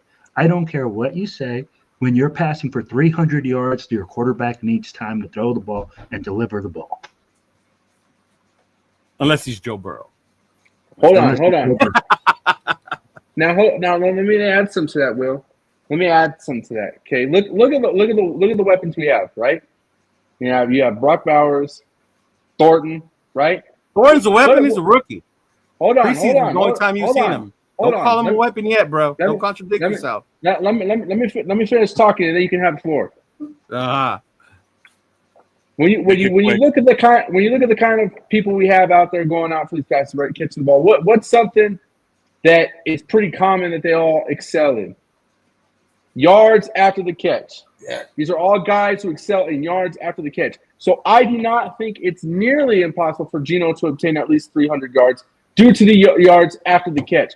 Because even the smallest play, whether it's a screen or whatever it can be, even the smallest play can result in those yards after the catch if the ball is in the right place at the right time. Okay, James. All these weapons. Jeff, I blame you for this. Right? Ask a simple question. Jeez. Good Lord. Oh, yes. Make sure you go support the Violator. I saw the shirts. I saw the hoodie. They look awesome. Thank you, bro. Cool They're Cab. cool. I appreciate that. Yes. Putting that link up there. Make sure you guys hit up that link below, man. Wayne, you got any other appearances coming up or anything besides? I know you got obviously week one, the home opener going on that weekend. You got anything else coming up that you want to push? As far as appearances, no, other than Eagle Mountain Casino, Sunday. Like I said, the next week it's all Vegas, and that's going to be 4 good days of rock and roll. Yes, sir. It'll take a week to recover from that. That'll be a good one because the game's on Monday night, Yeah. So it's like, all right, so we get like a 3-day weekend basically. So. Yeah, those were my favorite ones in Oakland because we'd get there and it's like, okay, Sunday we can go all out because we don't have to wake up till later on Monday. I still have the images of these for you too, Wayne. I'll put these up. Oh yeah. Oh man. Make sure you give the info on how they get those for me, Wayne. Hit me up at Violator 57 on X. That's the easiest way to get a hold of me to get those. I'll give you all the details. On X, yes. On X. Yes. Because I'm not on Facebook anymore. So I'm glad you cleared that up because I know there's some fake people going on around there. I've got a fake. There's an imposter of me on every one of my platforms. Yeah. Yeah. The guy, whoever it is, messaged me the other day too. I was like, I I knew it wasn't you. Oh, there you go, Will. There was no history, and you and I have been talking for a long time. I'm like, that ain't him. I told the people, listen at what he's saying. Does that sound like me? Exactly. That's what I tell people when they show me. Like, oh, look, Violator messaged me. I'm like, no, he didn't. That's not him. Yeah. I had a guy tell me that Violator sent him a message to get some money, and I said, "What?" I'm like that. Yeah, he would never do that. Yeah, He's stuck in a Mexican prison, and he can't get his spikes out until he's gone. So yeah. Actually, the one that reached out to me, I had tickets. Hey, I'll be down there dancing on tables to get out. You know, hey. Hey, well, I will say on the cigars, I can vouch for the Black Label on there. Those are my favorite ones. Yeah, that's my go-to. They're great sticks too. So yeah, definitely hit it up on X for sure. that is awesome. Yeah, other than that, man, it's just a home schedule. That's what I'm more focused on because that's where the energy is gonna go, man. This is the year to do it. We've got to make a move. Like I say, it's always been a movement, but this year is like hitting that next level with it. For the fans. Yes. Mm-hmm. Are you going to any away games? Like, are you going to LA for the Chargers game, or That's a home game. That's not an away game for us. That's no, a home you know what game. I mean? I know. Home game. Other than security, it's like a home game. But Yeah. Other than It's security, the it's a home game. And that's the other thing too is like in Vegas, Circa actively goes out and markets to the away teams to have them Yeah. wow, and then whatever They they're do. to come to their place. Yeah, so they're definitely marketing hard to like Charger fan to come out there for this game and stuff too. That's right. Just so you know, that's just catty corner to the Golden Nugget. So I'm just saying, it would be great to really show up to our home opener on Fremont Street, especially on Saturday night, like in large numbers. I want people to think twice about really wanting to Oh, they will. If once they see that we're at Fremont, they're going to they second will. guess hanging around out there. That's what I've been hearing too about. You guys are down there now. Yeah, same. Well, we're everywhere. A buddy of mine asked me, We're at Mandalay. We're at we're not there for Monday because Mondays are just real tough usually. Yeah. But for the home opener, we're going to be down there because the Fremont Street Experience gave us that first street stage, and that's where we're going to have. That's going to be so awesome. Ford Up playing. We're going to have Bad Guys down there. We got a whole video tribute thing that we're doing down there. We're doing a lot of stuff down there, so it'll be fun down there for the home opener. But then when season starts, every home game that we have a Sunday 1:00 start, we're going to have a Saturday night party at Mandalay and downtown because we got fans in both places. You know what I mean? And unfortunately, during home game weekends, surge pricing for Uber to go from one end of town to the other is costing some of our fans like $40, $50 each way. Yeah. And I love y'all, but I'm not paying $100 to go and have a Modelo with you when I could be downtown where I'm at. So we were just made the decision as a club, like, hey, we're like kind of by the fans for the fans. We need to be where the fans are at. So, and the Golden Nugget, like I said, they have been an amazing partner to us down there. The Troy Bar is really fun. I love having that outside big deck out there that you can look over Fremont. I mean, I like that. Plus, you can go downstairs. You can go out on Fremont. You know what I mean? You can come in there, hang out some beers, go down to some other place, come back. So we're going to be there all night from 8 to midnight. Same at Mandalay Bay. We're going to have the Eye Candy Lounge again going on with that. But we're going to rotate DJs all around, like this year and stuff too. So kind of mix it up a little bit and everything. But it should be fun. We're just. I don't know, like every year we just kind of like get feedback from people and kind of like, hey, like, what do you want? You know what I mean? It's not like, like we're just trying to listen to what the fan base is saying and what they really want. And then, continuing to kind of build it like that. So far so good, man. It's but it's fun. And that's we're awesome. getting more and more engagement. More and more fans are coming to town. More and more fans are finding a home here, man. And we love it. You know what I mean? Like everybody's welcome. But we don't care. I don't care what club, what this, like whatever, like come on down. You know what I mean? Hey, if you're like this, then you're part of this. You know what I mean? It's like we don't, like I say all the time, the Black Hole has been really instrumental in kicking a lot of doors down here, to like get some fans in, but it's for every fan to run through. Like, make no mistake about that. It's not just for this club; it's for every club, every fan Yes. That's what we're doing here. Sorry. So You're definitely getting people excited. That's very clear. After your last show, you were on here with us. People were asking about that black hole store. Like, with that black hole store, hole store, we're gonna have like, store on the home opener. We're gonna have a grand opening of that store on Friday, and it's gonna be open every weekend. For home games right now. It'll be open every weekend, even when we don't have a home game. It's just gonna be open on weekends from Friday to Sunday. And it's gonna be open from 11 to 7, 7 a.m. And we're just, like I said, this is another opportunity. Like I said, we got a lot of really talented people in our fan base that make really cool stuff that fans really like, but you're not going to find it, unfortunately, like at a Raider image or this, that, or whatever. Right, because, they're not making them in the thousands overseas, or what I mean? These are handmade items. I wanted this store to be more like an Etsy type store, but for Raider fans. That's like my guy Scott that made the black exactly. hole. Like we want to have some of his stuff in there too. You know what I mean? Like, and we research it. That's exactly what I'm talking about. It's like with Violator and Gorilla and I talk about this all the time, like the rising tide that lifts all ships. And that's exactly what that is, right? That's an opportunity. By doing what we're doing, we're giving opportunities to other fans that they may not get to do cool stuff like that, or to really put a spotlight on their talents and their different things that they're doing in the fan community, because everyone's out there hustling, right? Everyone's out there. I mean, you got to right now. I mean, it's expensive, right? Everyone's out there hustling, everyone's out doing stuff, but especially when you're making cool stuff, it's like, it's one of those things where how many things have you seen is go, man, people knew about this? Like, man, you would sell like a lot of those. That's what we kind of want to do. We want to give those people a platform, to basically put it out there, because then at the end of the day, the fans decide, right? Yes. Everyone thinks their baby's cute too, right? But you're going to find out pretty quick whether or not it's something that fans want or not. But we're willing to put stuff in there on consignment, you know what I mean, and put stuff in there. And say, hey, if it sells, like, you guys get paid. If not, then you're probably going to get it back. But we're willing to take a shot and put it in there. Why not? Hey, Mark, Cheeto wants to know where we put in an application.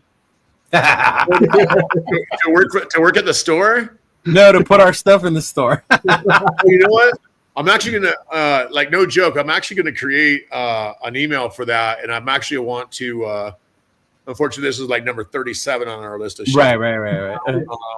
By the way, no matter what I say on here, nothing is absolutely going to happen until after the home opener. So right now it's like, it's just not happening. So, but after that, what I'd like to do is I'd like to put together something like on social media that kind of really talks about that and allows people like just like a little form thing that you could submit, your product or whatever on there. I mean, it's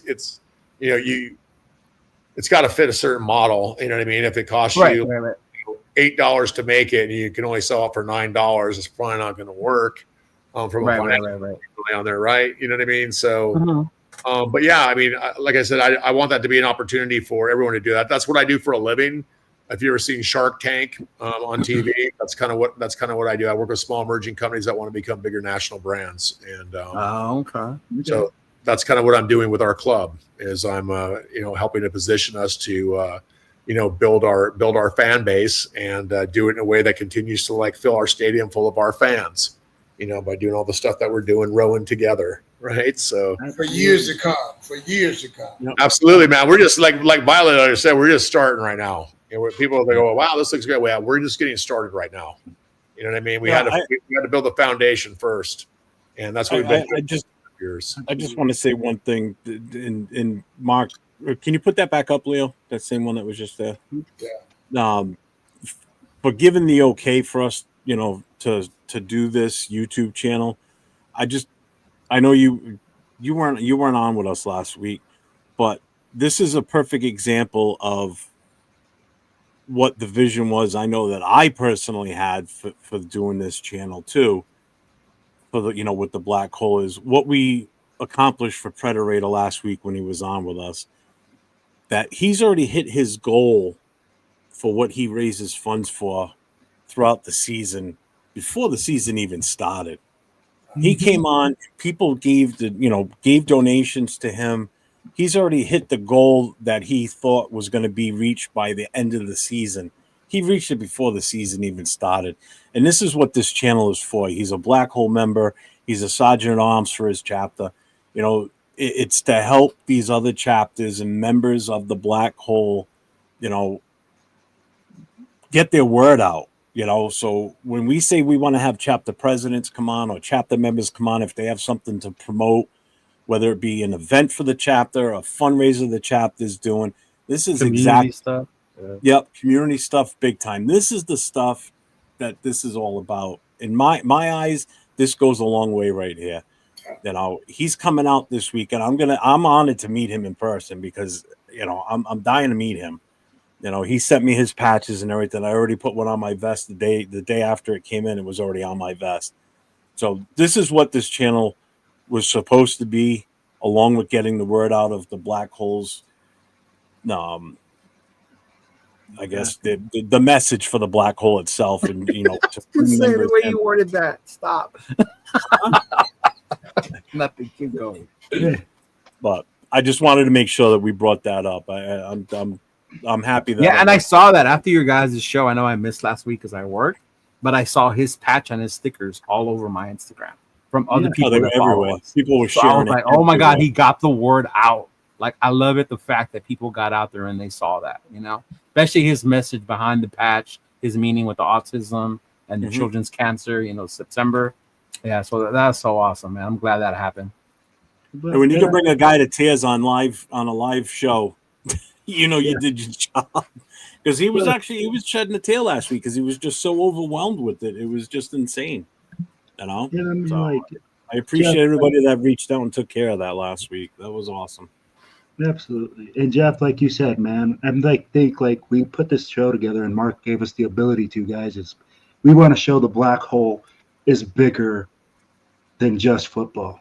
Yeah. We take care of our people in our communities. We are out there doing bigger and better things so we can show that Raider Nation is out there to do good things. People think about us as, this big, bad fan club, but we love our community. We love our people. We support our people. And Mark has said it, man. We're out here to support others, to help others grow, to unite Raider Nation. All Raider fans. Yes. All Raiders fans. We just want to be together. We want to rock together. We want to help good people, and we want them to achieve their goals and help others as well. So, thank you, Mark. And Wayne, thank you for always leading that way and showing us how to do it. I feel like you have been a prime example of that for a long, long time, my brother. Yeah, amen to that. Appreciate it, man. The whole thing with that, like I told you guys earlier, is just when you give for good causes, you don't look for a thank you is fine. Is what I'm trying to say. Thank you is fine, but it's that tidal wave that comes later, that tsunami that comes later from those seeds that's planted. Yeah, that's what I'm hoping everybody's vision is of over the years, man. All these different groups show the rest of the world what we're capable of doing when we unite. So back to Mark saying, unity in the community. Yeah, that's to change the narrative about us as people. It does sound kind of corny, right? Most Notorious fan saying unity in the community. Yeah, unity in the community. If you think about it, if you really think about it, anything that that any type of movement like that starts in the community, right? It starts at home. It starts by taking care of your own people, and then it becomes like attraction rather than promotion, man. People go look at like these people are doing. Look at how they're changing the lives of the different people. Now I want to be a part of that community. You know what I mean? Like I say to people all the time, I'm like, well, what's your goal for that? I'm like, well, I would like for people just to be able to say, you know what, those Raider fans aren't so bad. I'll start with that. You know what I mean? It's like, hey, you know what? Like those Raider fans aren't so bad. Like they do a lot of good stuff in their community because again, people, I don't know like how Violator felt, but you know what I mean? When you first start like, hanging out and meeting people in the Black Hole and and even being there in Oakland and everything else and whatever, people don't realize some of these, that guy's my orthodontist. That guy's my lawyer.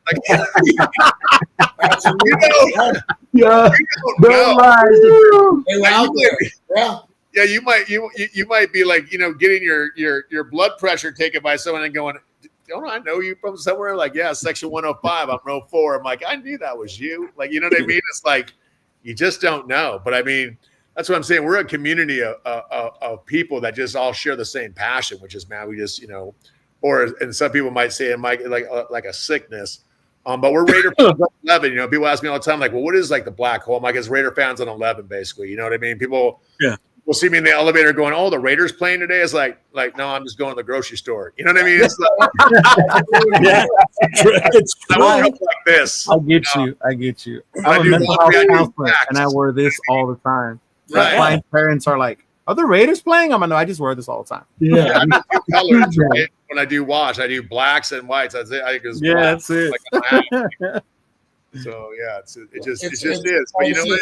It's okay. Everybody who feels that way, you can find a home here. You know what I mean? And we do take care of our own. And that's when you say like by the fans for the fans. That's really, really what you're talking about. That's grassroots stuff. I mean, because man, it's like fans become family here. You know what I mean? And think about some of the people I mean, there's people that that met here that would become best friends. Their kids are growing up together. I mean, it's crazy, man. You know what I mean? It's like, and you see even like Gorilla, like with you and Gorilla, two people coming and going, hey, I got my picture taken with you when I was or whatever. This is my son now. Yeah. 10, 15 years later. Like you're just part of that community, man, where you guys were talking about it earlier, but I've been overseas. Like I was over, I think it was like Taormina, Italy. It was during like the World Cup or whatever. And I'm over in this little island over in Italy, and I see some cat's got a Raider hat on, and I got my Raider hat on, and it's like you see across the way, you're just like, oh, hey, what's up? And then you walk over, you're like, hey, what's going on, man? Hey, what's that? It's like it doesn't even matter, like it's like you just know like what's up, you know what I mean? It's just like it's like that bat light in the sky, you know what I mean? It's it's like you you're spot good. that shield a mile away if someone's walking towards you. It's like when that guy gets close, I'm talking to him. Regardless of what they look like. Yeah, exactly. It's like, oh, did you know that? I'm like, no. It's like, I kind of know him. Like we're related, kind of. Always tell them we're family, but we just met. Yeah, family, but we just met. Yeah. Well, okay. I mean, just honestly, if someone's wearing a Raider hat, they're probably cool. They obviously have good taste, right? So, I mean, already you're kind of like, all right. And that is so true. And it goes all clubs, all Raider fans. I just went to Arizona. My first time hanging out with those people. Wow. Hey, man, now it's like family to me with them. Great bunch of people. That earlier when you were talking about the fan base and at training camp or whatever, I'll tell you the thing that really encouraged me was everybody did such a great job, and there was a lot of clubs that got together out in Arizona. Yeah. And really tip of the cap to like Ronnie and Veronica and everyone at TBH out in Phoenix and stuff too. They threw in, like everybody did a great job out there for that. But that was really well attended, and let me tell you, it was hot in there, right? It was hot. Like you know what? I mean, if you needed to lose like about 6 pounds, like really quick, man. You could have just rolled in there, like I should have gone there. I'll tell you what, man, it was, but you know what? But people weren't leaving. They're like, I don't care, man. Everyone stayed. And God bless Lincoln Kennedy. All right, that cat was in there signing autographs, man. And I'm like, dude, they had like big old fans, or whatever. But still, I mean, it was like, but you know what, man? Like that guy stayed there, like signing autographs. Really old, he's been really, really good to us. You know what I mean? Like that guy always shows up for the fans, and he doesn't have to, none of them do, but he does a lot. And, that says a lot. So, I mean, we're really thankful for that's those true Raiders though, Mark. Like say, it really is, man. I remember when he was drafted, man, I was so excited. I was like, I wanted him bad, man. And I remember that, man, when they drafted him, I was like, yeah. I also remember when we, drafted Darius Hayward Bay. So oh my God. I was in my TV. I mean, here's no shit, right? I'm in front of TV and I'm going, Michael Crabtree. Darius Hayward. I'm like, no, like what? Yeah. Definitely. And then the first thing they said, the fastest 40, I'm like, Al Davis. Al Davis. Hands like concrete, but man, he's lightning fast. You remember Ricky Dudley too? Remember the Ricky Dudley years? Ricky Dudley, Stone's hands Dudley. Yeah. Like, dude, quit fighting the football. Catch. He almost like bad. I was out there with 10. I'm like, catch it. He's trying to like catch it like a net over it or something. I don't know. I've never seen anything like it, right? And you're literally like in Oakland, like you're literally right there. I mean, and it Right was, there. you're close to the end zone back in it. Now, not like now where you're kind of like they don't want, you know. They don't Hey, want, yeah. You They want say, to hey, how far can you throw a battery from there? Okay, we'll make it so I'm just saying that it was watching that guy like it literally like if you're like you're like how can that guy not catch that ball? not catch that ball. Yeah, how could he not catch it? It was almost like you take like two magnets and you try to put them together. It's almost how it's Yeah. never seen anything like it. Nightmare years, man. Nightmare. Shout out to my Chris 4 Raiders. Everybody looks good in silver and black with the $2 super chat. Thank you, brother. Wayne, that's Chris. That you were on the show with Chris and I. That's my guy Chris when we were on. What's up, brother? See, I told her I'd get him to say hi to you. Yeah. Hey, man. Did he really That tell was you a that? good night. And don't take offense. I call everybody brother, man. I got that from Junior Seau. I just loved it. He's like, everybody's my brother. And I'm like, dude, for you being a Charger, well, he should have been a Raider too. That was another mess up with the draft. But anyway, nicest guy, man. Nicest cat. He was, I met him when I was in the Navy in San Diego. And I was in my Raider gear. And he goes, it's okay, brother. I still love you, though. Yeah, that's how he was. I'm fully dressed at an NFL shoot, and that's when we first got to talk. And people were like, "You talking to him?" He's like, "Yeah, that's my brother."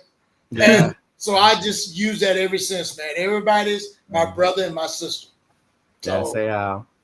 You know, there's always players through the years that were born to be a Raider but never were, or they came to us too late. You know, John Randall. He's one of John Randall's one. John Randall. Romanowski should have been here from day one. From day one, yes. Richie Incognito should have been here from day one. Richie, you know, one of the few that was Alzado should have been here from day one. You know, we got lucky with Wisniewski because we drafted him and he was as nasty as could be. When Howie was the one, man, where he got drafted. Yep. How he ended up here. He didn't fit the image, but man, was he a nasty Raider. He fit after got with him. He looked like he belonged in LA, but more Hollywood. Yeah. He played for Villanova, and I remember right before that draft, they had an article about him in Sports Illustrated, back when Sports Illustrated was actually a really great magazine. And they had a really great article written about him, and I was just like, man, this dude is like, because I mean, it looked like somebody drew him. You know what I mean? That guy was old, and he was, this is back before, like, you know what I mean? Like now, I mean, this is such a business, there's so much money in it. Like, I mean, your diet, like you have someone cooking for you. You are, you better be in the best shape of your life. You know what I mean? There's no excuse for you not to. You're right. But back then it wasn't like that. I mean, a lot of these guys are just freaks. Joe Klecko was another guy like that. I don't know if you remember him, but some of these guys are just freaks of nature like that. But I just remember reading that article going, man, this guy would be a great Raider. And sure enough, man, when they drafted him, like, and then he just turned out, obviously, like, remember like the neck roll? Yeah. Lunch pail guy. That's why. I had a neck roll because I had no idea what the fuck it did or anything, but it was like, neck roll playing. I'm like, what? I'm like, you're not even neck roll, man. Like, Howie Long's another Massachusetts guy too, by the way. Oh my. Yeah. 2 or 3 towns north of me. Like, what city was he born in? Are we gonna go to his house too? No, he wasn't born in this particular town, but he went to high school at Milford. Actually, when his head coach from the high school football team passed away, he showed up for the funeral, but he came in through the back door to pay his respects and then left because he didn't want to make it about him. He didn't want people to see him and draw crowds or whatever. So he did it quietly, came in, paid his respects, and he left. But yeah, he showed up to his high school coach's football, his funeral. That's good stuff, man. Yeah. But so let me, Mark, as far as the home opener, everything's starting when? As of Friday or Saturday out in Vegas? it's just, it seems like more and more things are coming out. There's some things that TNBC is doing. They're doing like this pancake breakfast. They're doing a couple other things or whatever too. We're going to have that listed up on there. I'm sorry, I don't remember off the top of my head. I'm kind of burnt a little bit. Like, yeah. There's so many events. There's so many things going on. And then I'm leaving on Thursday to go to New England. Then I have to basically go to New York on Monday and Tuesday for meetings for the job that pays me. And then I have to fly back here for a home opener. So I won't even be back until like Tuesday after that. I'm like, what am I doing? So yeah, I was gonna say that email that we got from the Black Hole, it says the home opener party is Saturday, but it's actually Sunday. There's two. There's on Saturday. Okay, that was Fremont Street, and that's the 30th anniversary celebration. Okay. That's on Fremont Street, and that's on like Fremont stage. Okay. We got like a whole video show thing that we're doing for it, and then there's going to be that's Saturday. Awesome. Up on top on Troy up there, and that's going to be for if anyone knows a beer, she does a charity thing every year during home opener, suicide awareness. Yes. And so we're going to host that up there at Troy for that. So I think there's like got it. Okay. So if you want to watch everything from up there and hang out up there and party and do whatever, they're going to be holding that down up there and stuff too. So we kind of got the up above up there, and down below we're kind of like taking it over, so to say. Yeah. Sunday's going to be at Fremont Country Club, which is just right around the corner from where we'd be Saturday night. Yeah, that's going to be a lot of fun too. There's going to be a lot of I don't even know how many entertainers are going to be there like now, but it's a lot. And there's going to be that's just going to be a good time Sunday night. So if you haven't gotten tickets for that, definitely do it. It'll be fun. I think they have tables and stuff there too that you can get. Yeah, I'll have Lorenzo from Crusaders on the show on Thursday, and we'll go. Oh, good. Yeah, right on. Yeah, no, like I said, we're encouraging everybody to do stuff. You know what I mean? And we'll get involved and help where we can, especially promoting or being a part of. Again, like we said 100 times, it's all about that unity and community and everybody working together to do stuff for the fans, right? At the end of the day is what we're doing it for. Like for the fans come to town, we want them to have like a Disneyland type experience, but as Raider fans for doing Raider shit. You know what I mean? That's what we're all here for. So if you're going to spend this kind of money to come to town, let's make sure that everybody has a good time. So it's great to see everybody else come up with some different ideas or some different parties and stuff. And we're like, hey man, the more the merrier, It's about the memories. Like I said, at the end of the day, it's the memories you take back. Right. And some people have stuff to do on this night or that night or whatever. So no matter what, you got a lot of bites at the apple here. You know what I mean? There's something for people to do like all night and day. There's gonna be a really cool poker tournament on Saturday. That'll be here at Sky. TNBC is doing that's like a charity poker tournament. That's gonna be at Sky Las Vegas here where I live in my building. I'm gonna do that event room and stuff there for them for that. So that'll be really fun. I think Lincoln Kennedy's gonna be there for that. Power Raider has all that info and stuff on his deal and everything like that too. I just don't know off the top of my head, but we'll be putting out a whole bunch of stuff for that. But like I said, there's a whole bunch of different things going on. So, again, what's that? No. I was reading this question. I understand what he said. Oh, gotcha. I was going to say also like the Black Hole. If you just go to the Black Hole and go to the events page, everything is on there and stuff too. Mm-hmm. And then, or if you have the Black Hole app, the app's available now, like on, Google and Apple. Oh, it is available. Yeah, I got it off the Play Store. Okay. Yeah, it is. I just haven't done like a formal announcement for it and whatever on there because I have a call with these guys tomorrow. One of the things that I really wanted to have on there is I wanted to have our own debit card on there. And yeah. But they're having some. They're having some issues on it where I want it to be right, and the rewards program, the different things that it does, I want it to work 100%, or I don't want to launch it at all. Okay. I mean, that part of it, I'd rather say coming soon on it because I don't want to hold up the whole app either because the app's awesome for everything else that you can do with it. So I'm talking to that guy tomorrow. Actually, my meeting with him is at 6:30 a.m. tomorrow morning, California time, because they're in Europe. So I got to be early in the morning with him tomorrow just to kind of get a feel for what that's going to take and whatever. Like when you guys use your like a card or whatever, and you get rewards and stuff like that, and you can do different things in there. those are built into every card, and I want to make sure that we have those too. But I don't want to have like, oh, you get 10% off on Spanx, or you get like, you know what I mean? It's like I wanted to be reward stuff, like I wanted to be gas rewards, like all the different stuff that we would actually use and do, so we could design our own rewards program. And so it'll be like Black Hole Bucks, and it'll be our own rewards program. You'll be able to do it, but I have a very specific thing that I want it for, and they said that they could do it, but now it's like, oh, whatever. So anyway, long story short is they need to do it the way that we want to do it. So otherwise, it's not worth doing, in my opinion. Absolutely. So, Ricky said 10% off Modelo's. yeah, you know what? Hey, you're gonna see some. You're gonna look at. That's one of the things with the app is we're gonna start loading up tons of digital coupons on there because everybody has them.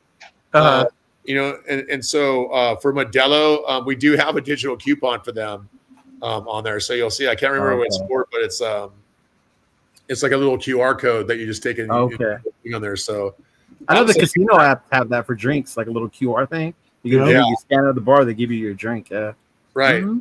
So the Golden Nugget is owned by Landry's, which owns like the Claim Jumper, like all Chart House, like a whole bunch of different restaurant chains. And so we're going to start getting digital coupons from all those things. It's like too, like buy an entree, get one half off.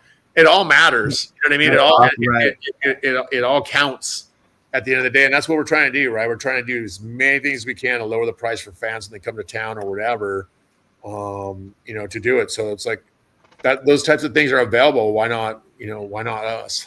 Like, we should get those too. So why not? But anyway, that's what we're working on right now. Shout out to Predator. Just became a member on my channel. I appreciate you, brother. Thank you very much. That is absolutely amazing. Thank you, sir. I'm just going to bring up the itinerary. Are we going over New England now, Jeff? I'm going to blast through it fast, and then we can call it a night. He's excited for this part. Oh, let's go. Will's excited. Hey, I'm ready. I'm ready, bro. I'm telling you, Thursday, my stuff is already packed. I already got like 2 bags ready. I'd be like, I cannot wait for this trip.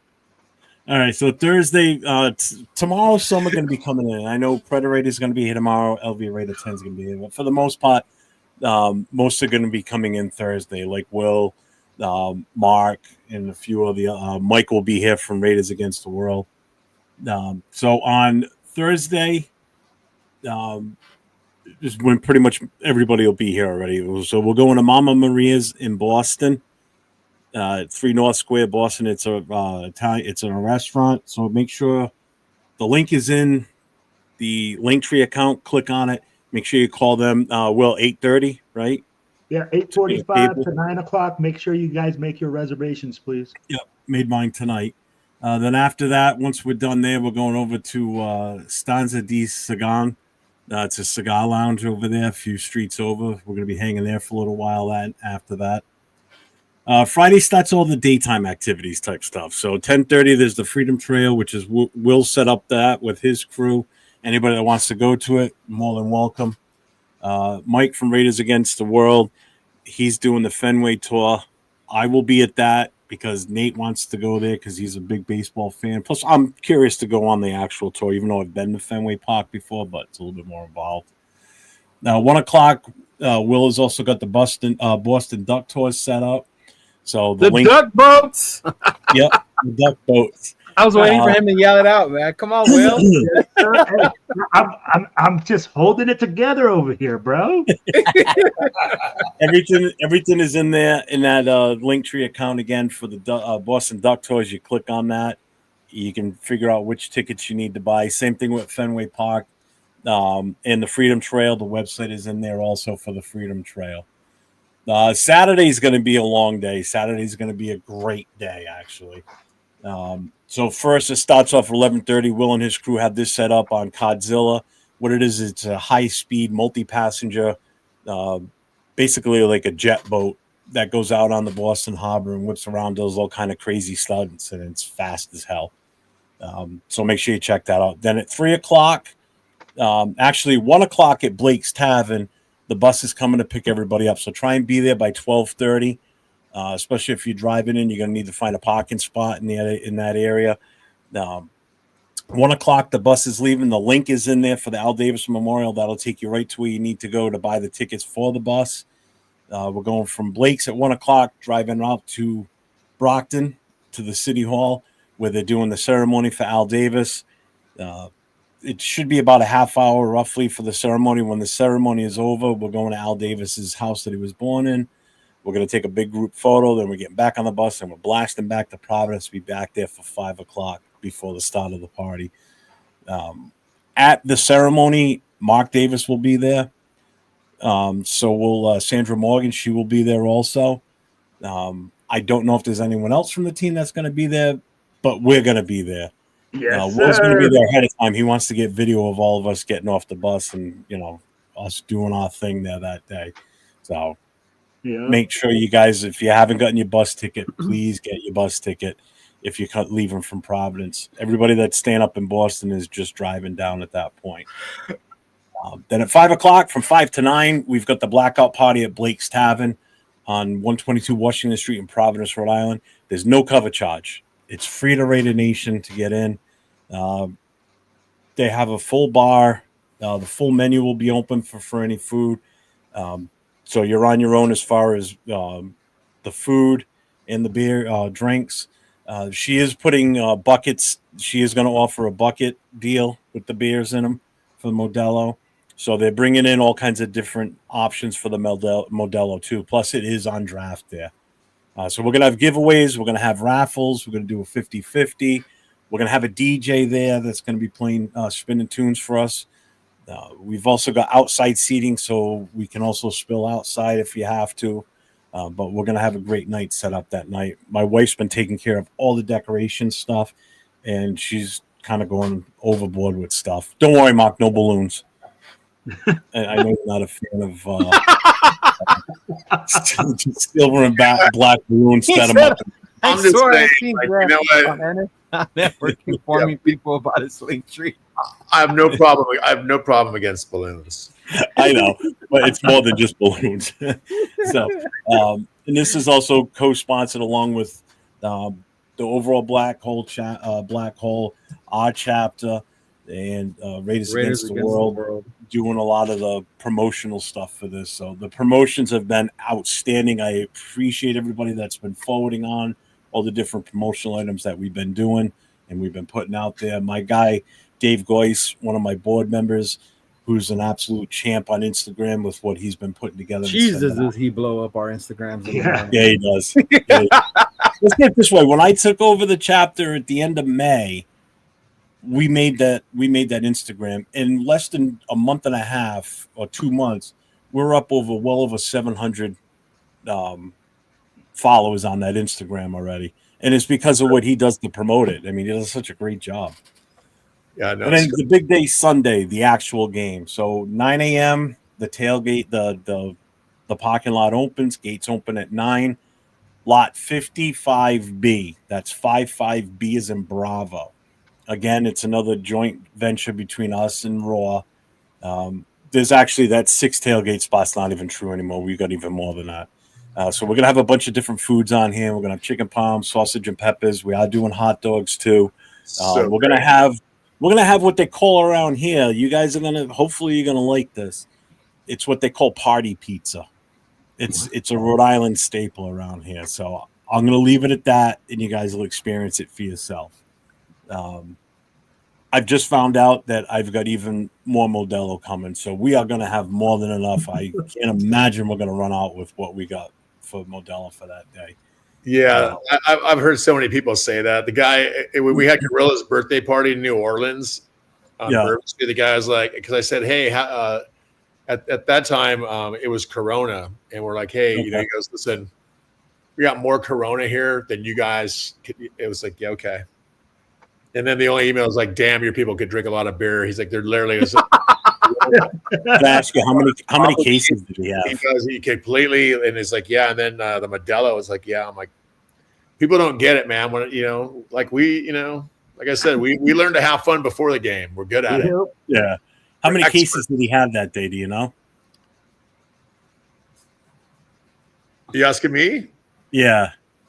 I don't know, a lot.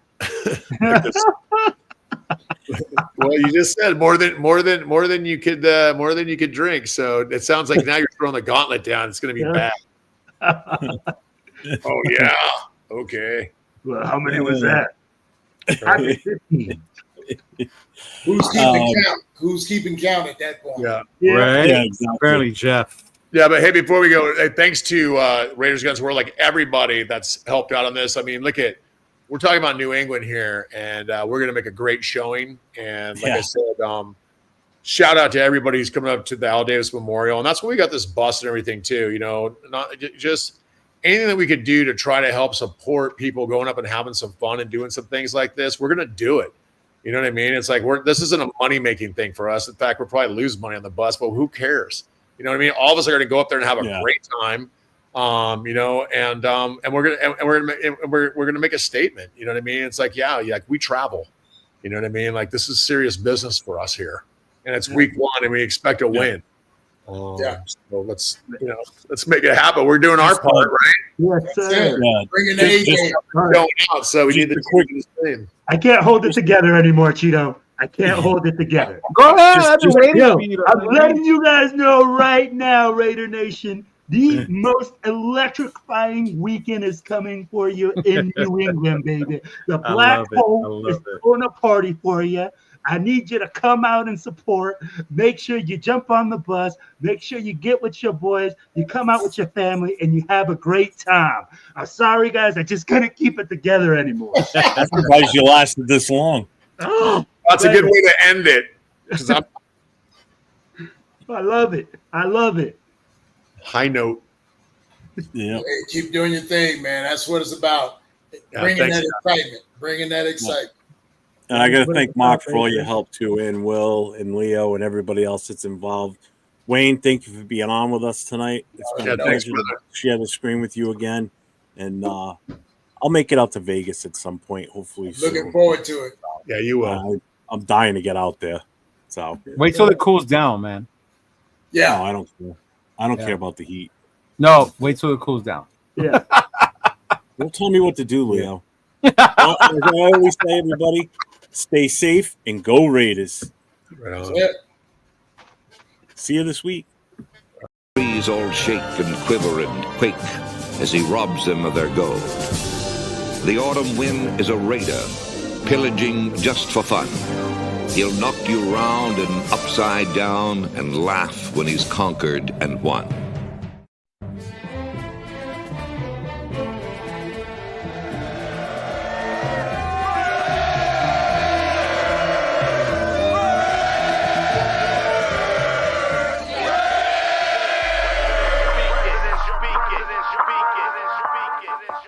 And I approve this message. Oakland Raiders, Oakland Raiders, Oakland Raiders. Just win, baby, win, baby, win, baby. We are the Oakland Raiders, Oakland Raiders, Oakland Raiders. Just win, baby, win, baby, win, baby. Don't need no invitation. We are that Raider Nation. We rock that black and silver. We make them shake and shiver. We make them reconsider. And we still committed. So if you want a piece of this, you can come and get it. Touchdown, touchdown. Let's throw a bomb on first down. Let's throw a bomb on every down. First we score, then we clown. Having fun, look around. Nobody loud as a Raider crowd. Nobody proud as a Raider crowd. NFL, how you like me now? We gon' do this open style. Nothing but action. I'm Bo Jackson, hit the hole. Run you over, goal line. Jumping over, going crazy. Lose your soul, lose your mind in the black hole. Here's the goal, Super Bowl. And everybody